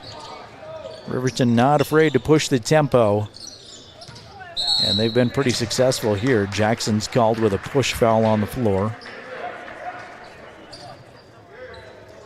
Say congratulations to all of the students around Fremont County School District 25, or wherever you're from really, but I know Riverton School's just getting out, and congratulations too to all the educators and staff. Christmas vacation starts right now for most of you, so Merry Christmas. Enjoy some time off. Thanks to all of our great educators around Fremont County doing phenomenal work. That's one thing I know I couldn't do. There are many I know I couldn't do, but I could not ever be a teacher. So thanks to all of the educators out there. Here's Bo, left corner 3, open, good. Bo Anderson knocks it down, and the onslaught continues for Riverton High. 46-17, 4:35 still to go here in the third quarter. Kimball finds Meacham. Meacham put it on the floor 3 times, right hand, looking for Smith, but it's taken away by Eric Smith. Leave it for Weber, got it to go.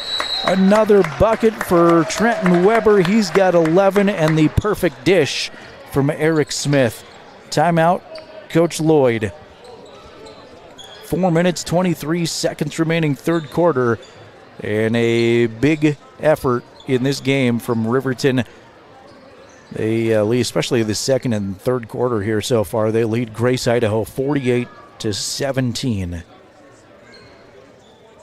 If you're watching along on County 10's YouTube audience with Linda, you can weigh in and let us know where you're watching from. Feel free to drop us a comment there, interact with us. Linda saying, let's go Wolverines earlier in the day, and she's been with us most of the season so far.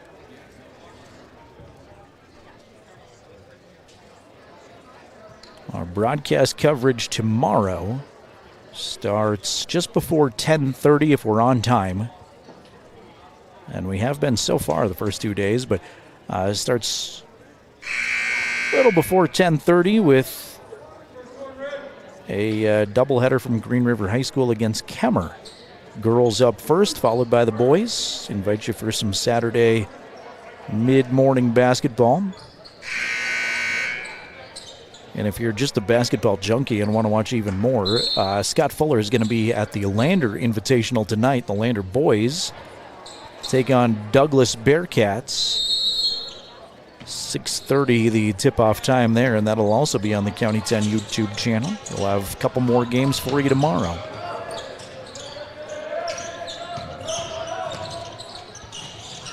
A lot of contact down low. Anderson got knocked over by Yost. Nothing called. Yost shot no good. Now Sheets ahead of the pack. Lay it up and in.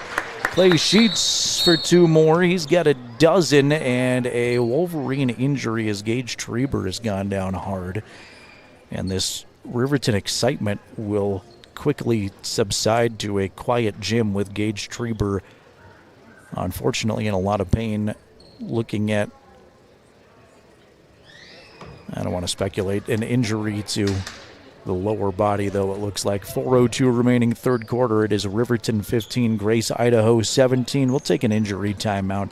Back after this on 105.1 Jack FM and county10.com, as I'm going to hold it here, and Gage Treber is going to trot off.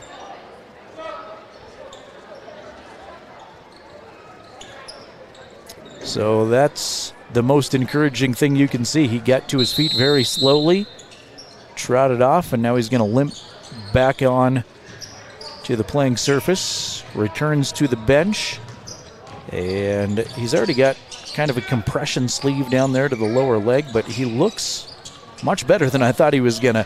3 is missed by Meacham, and here comes Clay Sheets, head full of steam. He's fast. Give it to Bo. Anderson can't get it, though. Hard off the backboard. Shot no good. Yost wants to push the other direction. Ball batted around. Loose ball. Who's going to come up with it? It's Grace, Idaho, who gets it finally. That's Smith. Smith's got numbers, too, if they hurry. Tried to get it to Meacham. Now everybody's back on defense. Misfired a little bit on the pass. Anderson versus Anderson there is Grace, Idaho's Anderson, guarded by Bo Anderson, and it's knocked loose to Bo. Bo down the lane, right-hand shot is good. Bo Anderson for 2 more, 52-17 Wolverines. Parker Yost, D'd up by Jackson, forces him way deep along the left baseline. Sheets will knock that out of bounds. Boy, I've never seen somebody hustle for the basketball as fast as Clay Sheets, trying to get the steal all the way down the floor, and then goes head over heels, sliding all the way down the playing surface just to have it go back to Grace, Idaho. But a great hustle play by Clay. Between Sheets and Smith and some of these other kids, you've got one of the fastest teams in 4A basketball. 3 is no good, off the rim by Kimball. Wolverines break out of the pack with it, and Eric Smith will slow up the offense and call out some instructions. Find Weber underneath. Weber pump fake, lost it on the second try to go up, and Anderson is there to snatch it for Grace.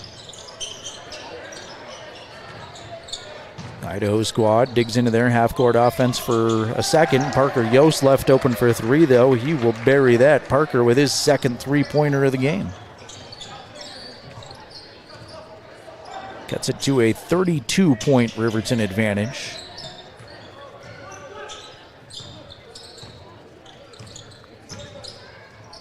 Sheets with a hand in his face, tries the answer 3, no good. Hustles for his own rebound, knocks it to Jackson. Garrett will leave it for Smith, and Riverton will reset. Sheets hits the deck, gets tangled up with Yost. They're really letting him play. Underneath Weber, can't get it to go, left the layup a little bit short. Yost is there to clear the glass. Draper, head full of steam down the lane, now turns, fade away, gets caught up in the air and travels. There was a touch there, and the defender looked like he was pretty close to the ball, but they will still call the travel on Gavin Draper.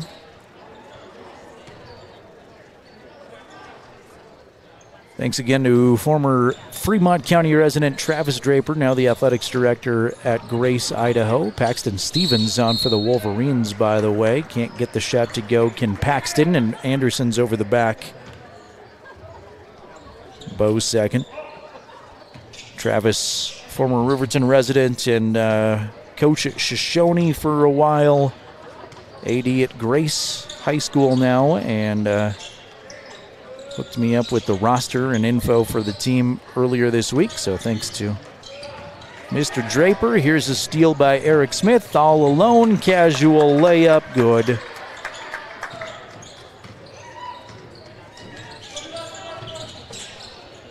Back to a 34-point game. Weber with the steal. Riverton 3-on-1. Eric Smith leave it for White Plume. He can't get it, but River is fouled on the way up and will saunter over to the free throw line.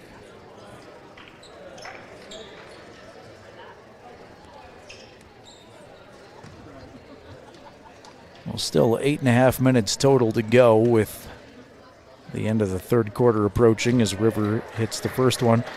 But this effort, the last game and 3 quarters for Riverton, has really turned a corner compared to the first week. And I know there were a lot of good opponents that Riverton saw at that Casper tournament, but this is just a different look, a different energy as River hits them both. Anderson starts up the Grace offense. Now he's got it stripped away by Stevens. Paxton. Stevens take it away. Up ahead, White Plume. White Plume in transition. Cannot get the layup to go. Yet. Got a guy right in the middle of our camera shot that we'll try to escort out of the way. Sorry to our audience if you're unable to see. Haven't had that one before with the full blockage. We've had partial blockage, but not quite to that extent. Thanks for helping him out there, Jason. I was worried our audience may never see the game again. Draper at the top, 2 seconds. Misfired on a pass to Yost, out of bounds. With under a second remaining, it is Wolverine basketball. Eric, full court heave, boy, that almost got there. Hit the backboard, and at the end of 3, it is Wolverines 56, Grace, Idaho 20. Come on back for the fourth quarter with us on your home for Riverton Sports, 105.1 Jack FM, and streaming video coverage on the County 10 YouTube channel.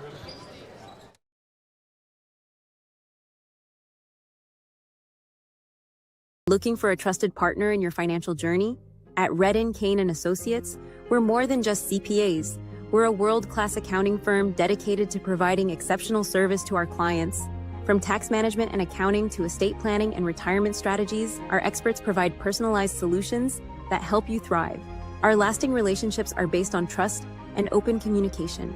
Let's make your goals become reality. Take the first step towards financial confidence. Visit rivertoncpa.com. Porter's Mountain View Supply, your local experts in fire and water. We got everything you need for new installs to accessories, and don't forget our great selection of stoves, grills, and spas. We've been serving Wyoming for over 40 years, so you know you can trust us for quality products and expert service. Visit portersmvs.com or stop by our Riverton or Casper locations today. Porter's Mountain View Supply, located on 750 East Sunset Drive in Riverton. High school swimming. We are county10.com. Swimmers are home right now. They've got a triangular at the Riverton Aquatic Center. The Riverton invite tomorrow, so best of luck. RHS Swimming back to action here. Clay Sheets in the corner for 3. It's good. Right out of the gates here in the fourth quarter, picking up where he left off. Clay has found his shot. There is no doubt about that the last 2 games. Pass in deep here as Grace, Idaho reloads, and Clay Sheets comes away with it. Riverton up by 39. Sheets down the lane, can't get it to go, and it's knocked out of bounds off of Riverton, off of Bo Anderson there. 7:31 remaining in this game, and it has been largely dominated by the Wolverines. They led 16-13 at the end of 1, competitive after the first 8 minutes, but Riverton outscored Grace 20-2 in the second quarter, scored 20 again there in the third, outscoring the Bears 20-5. Hard to get better than that. Bodie Smith, step back long 2, can't get it to go, and it's out of bounds to Big Red.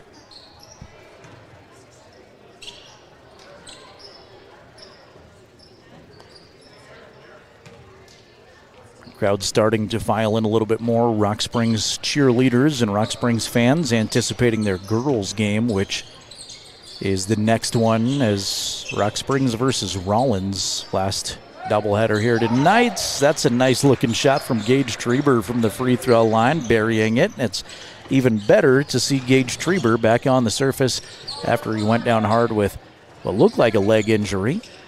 Missed Grace shot is gathered by Eric, and Coach Sheets wants a timeout. 6:43 to go, and I think Coach Bo is going to sub down a little bit here and empty the bench while he can. Colley and Gould will check in. Paxton Stevens going to come back on for Riverton.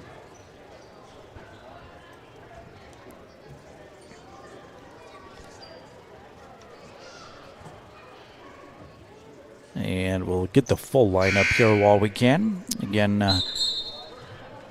get to the Bailey Tire Pros postgame show after this one. We'll chat with head coach Bo Sheets. He has promised me at least one Riverton player up here. In fact, he said he would give me a couple if I wanted them. So I'm not gonna deny that opportunity if we can. We chatted with Gage Treber yesterday, one of our players of the game. Peyton Larson will give it left side outside to Weber. Trenton on the dribble now. Tried to split a couple of defenders, but he's stripped to the basketball and taken away by Bodie Smith. Bodie out ahead of the pack. Leave it for Edwards. Edwards runs to the left corner. Now Cole Bartholomew into the game for the first time for Grace. Reload to Edwards. 6:15 remaining. We may go down the roster a little ways on both sides. Smith backing in. Good body control. Use the window. Chase Smith has 2. He's got 6 on the afternoon. Larson, stop at the top of the key. Finds White Plume. Right side 3. That's no good. Left it short. Long rebound tipped and gathered by Draper. Draper all alone, and he lays it in easily. I was going to say, I don't know if Gavin Draper can dunk, but that might have been his chance. Smith to Larson. Larson right past the defender to the rim, lay it up and in. Nice drive. Peyton Larson for 2. He is the 8th Wolverine to score as we get that scoreboard adjusted. 3 on the way, Edwards. No good. Bodie Smith with a strong rebound, and I think he's going to draw a foul on Colligan Gould.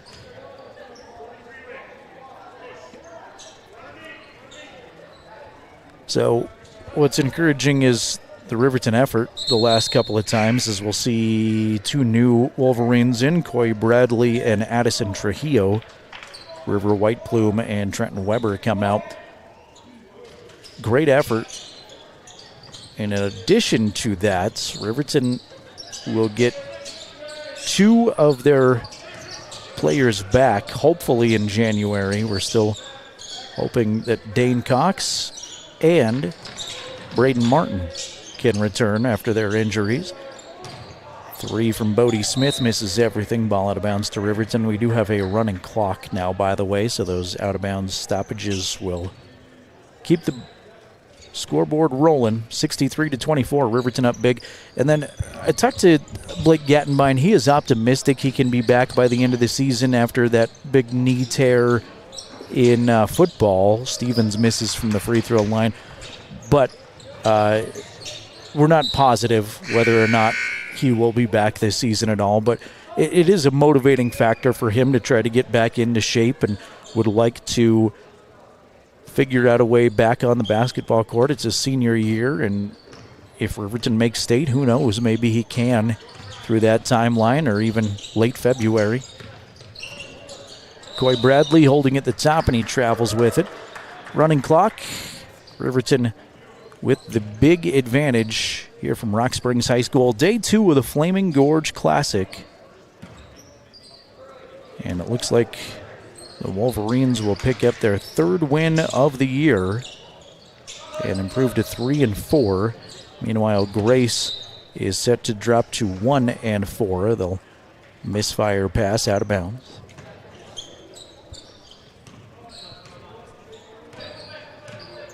Jog up the floor, Peyton Larson lose the handle, and it's taken away by Yost. Yost, the distance, lay it up and in, Parker Yost. You know, you look at a game this lopsided and a running clock, and you wonder, maybe we can just wrap it up. But it is so important for these kids on the floor to get varsity playing time. There's a carrying violation on Grace, Idaho, to go back to the Wolverines. But get some reps and some time out there, and it's good to see guys like Coy Bradley and Addison Trujillo, Colley and Gould on the floor for Riverton, along with Paxton Stevens and Peyton Larson. 2 minutes and 20 seconds before we can go final in this one. Larson crashes hard to the floor and draws the foul. Boy, that was a big spill by Peyton Larson, who wound up on his back. If that's me, I don't get up for a week, but Peyton's back up fine. And that was the fourth foul, if you're still keeping track, on Chase Smith. Running clock inside of 2 minutes.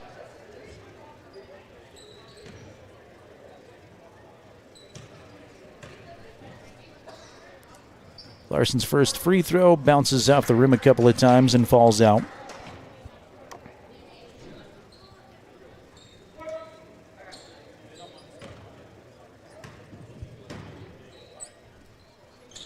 Second one in front of the rim, no good. 90 seconds. Grace pulls down the rebound. 3 ball off to the left side, no good from Bartholomew. Colley and Gould stop at the free throw line, zip it to Bradley Coy for 3. That's no good. 70 seconds remaining as the Bears take the basketball back. Draper lost it for a second. Now inside of a minute.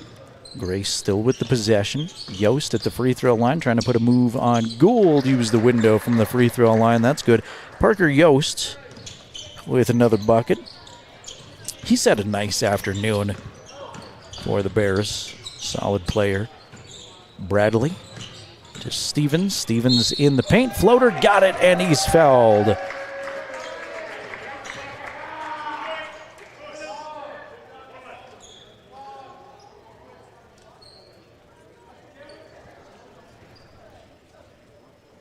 This may just about do it here with Stevens at the line. Free throw in and out, no good. Followed by Bradley attempt, no good. And with 15 seconds, Grace Idaho is going to have one more opportunity at it here, it looks like. Smith to Meacham to Draper for 3. Front of the rim, no good. Meacham the rebound. 2 seconds. Trujillo's got it, and that is the ball game. Final score on the Fremont Chevrolet scoreboard. The Riverton Wolverines 65, the Grace Idaho Bears 28. A dominant performance from Riverton here for a second day in a row when the Wolverines improved to 3-4.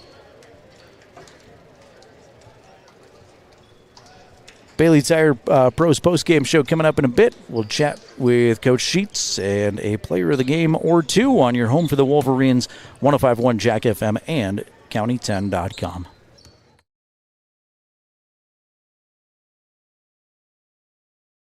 Life happens, and sometimes it leaves a dent. At Northside Body Shop in Lander, we meet by accident, but we fix your vehicle with purpose. From minor dings to major collision repair, our expert team gets you back on the road and brings your car back to its original beauty. Trust the specialists who treat every vehicle like a classic. Northside Body Shop. Come see us at 323 North 2nd Street in Lander. Welcome to Hampton Inn & Suites, your home away from home in Riverton. Enjoy top-notch amenities like our indoor pool, hot tub, and fitness center. Start your day with our complimentary breakfast. Stay connected with free Wi-Fi. Relax in one of our 89 beautifully furnished rooms. The Hampton Inn & Suites is proud to support the Riverton Athletics program and being a part of the Riverton High School Booster Club. We want to wish all student athletes the best this coming season and look forward to being a part of your success.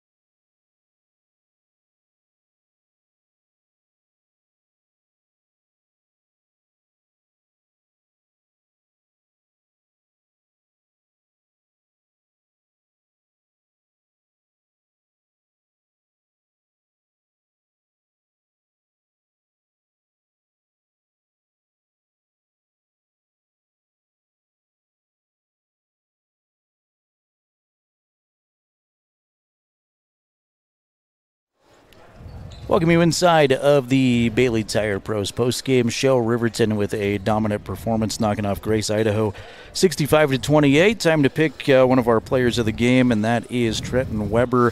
11 points unofficially tonight for Trenton. First of all, how you feeling after that one? Good. We moved the ball well, came out hot like we need to, and we just got to come with that effort every single game. Absolutely.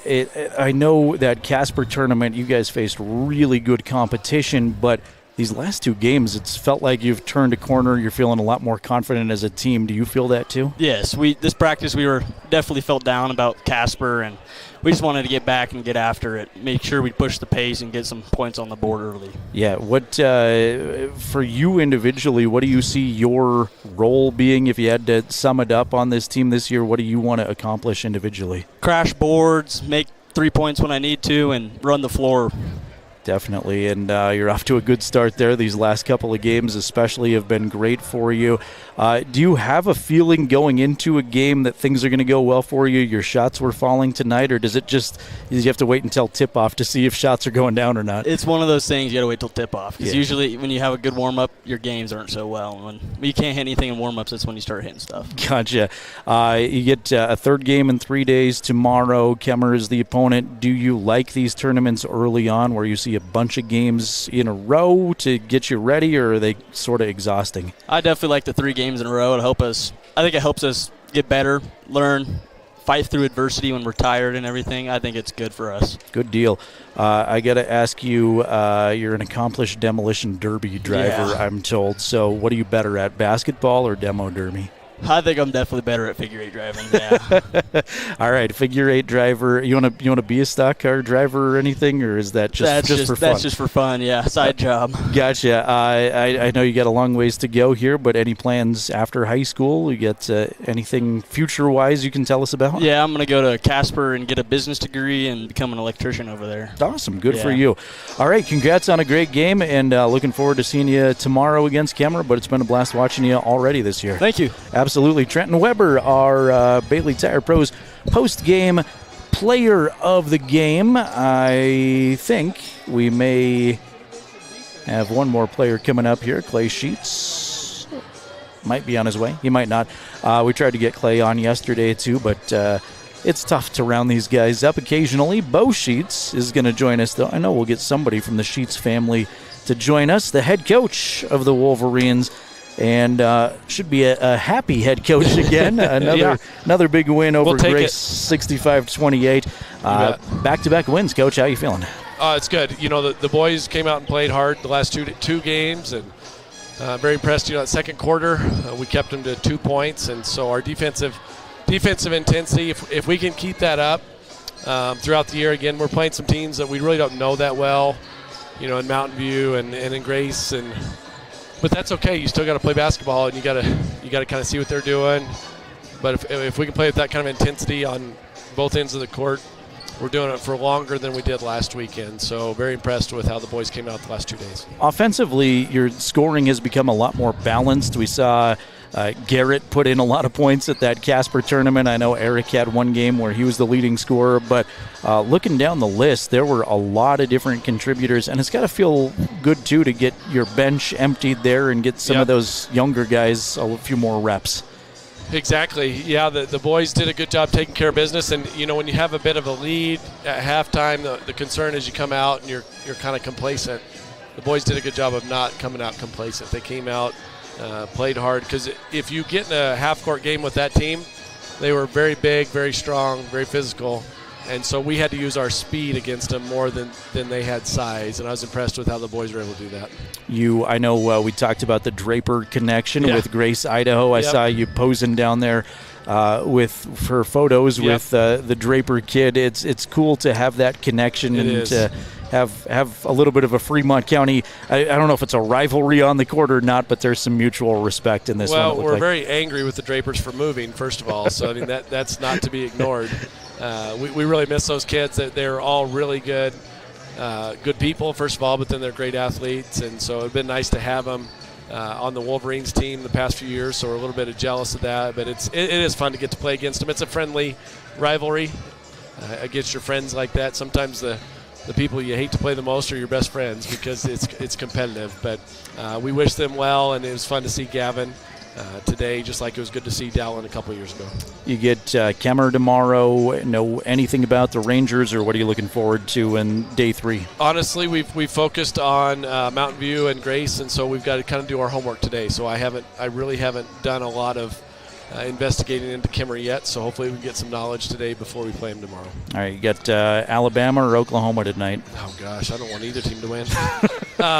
Another thing, one of the stat lines, and you guys may not have, Eric had a double-double with points and assists, and he had, I think, 7 rebounds, so he was kind of pushing that triple-double.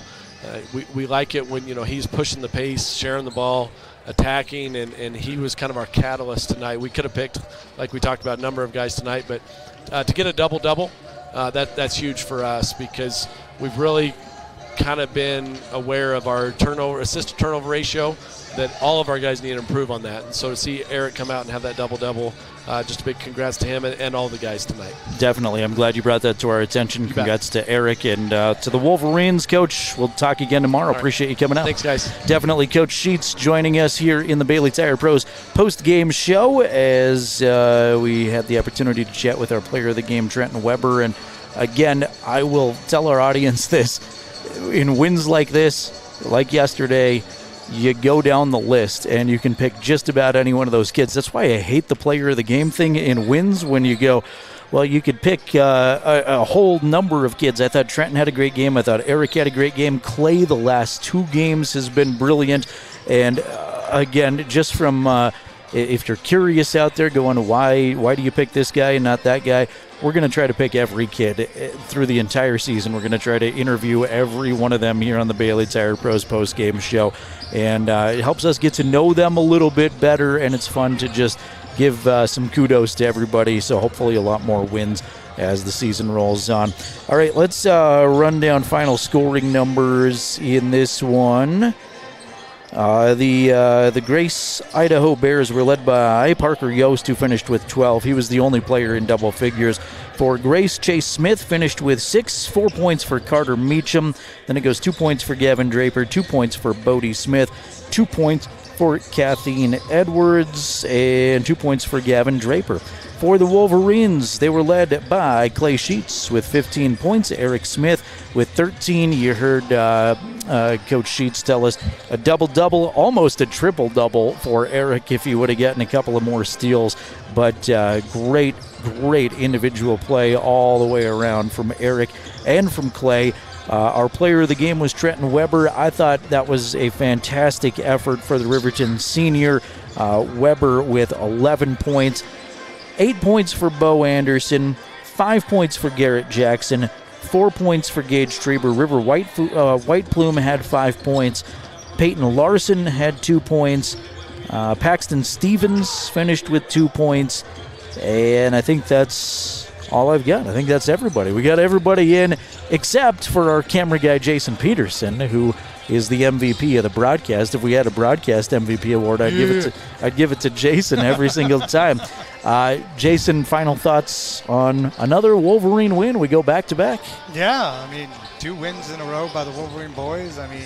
Like I said earlier, they come out firing on all cylinders at the start of this game and just kind of never look back. They kind of extended that lead each by quarter and just pulled out with the win. So good job by the boys, and overall good day of basketball. Yeah, it really was. Again, the quarter scoring, like Jason mentioned there, it was 16-13 Wolverines after 1. They led from the get-go.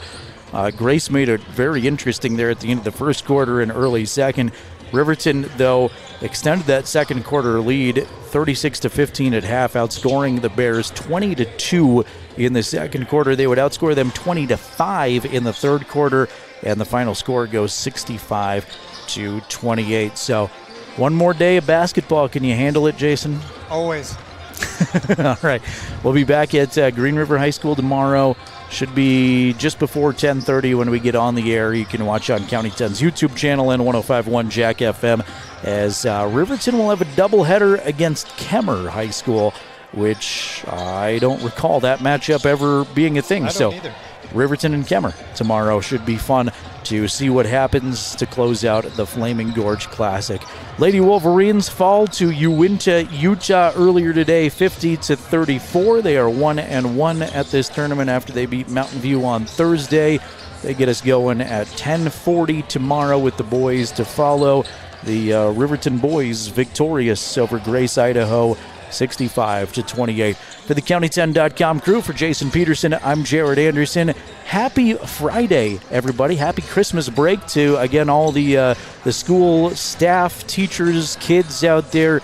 Enjoy your weekend, and we'll send you back to Jack FM for our YouTube audience. We say farewell for now from Rock Springs High School.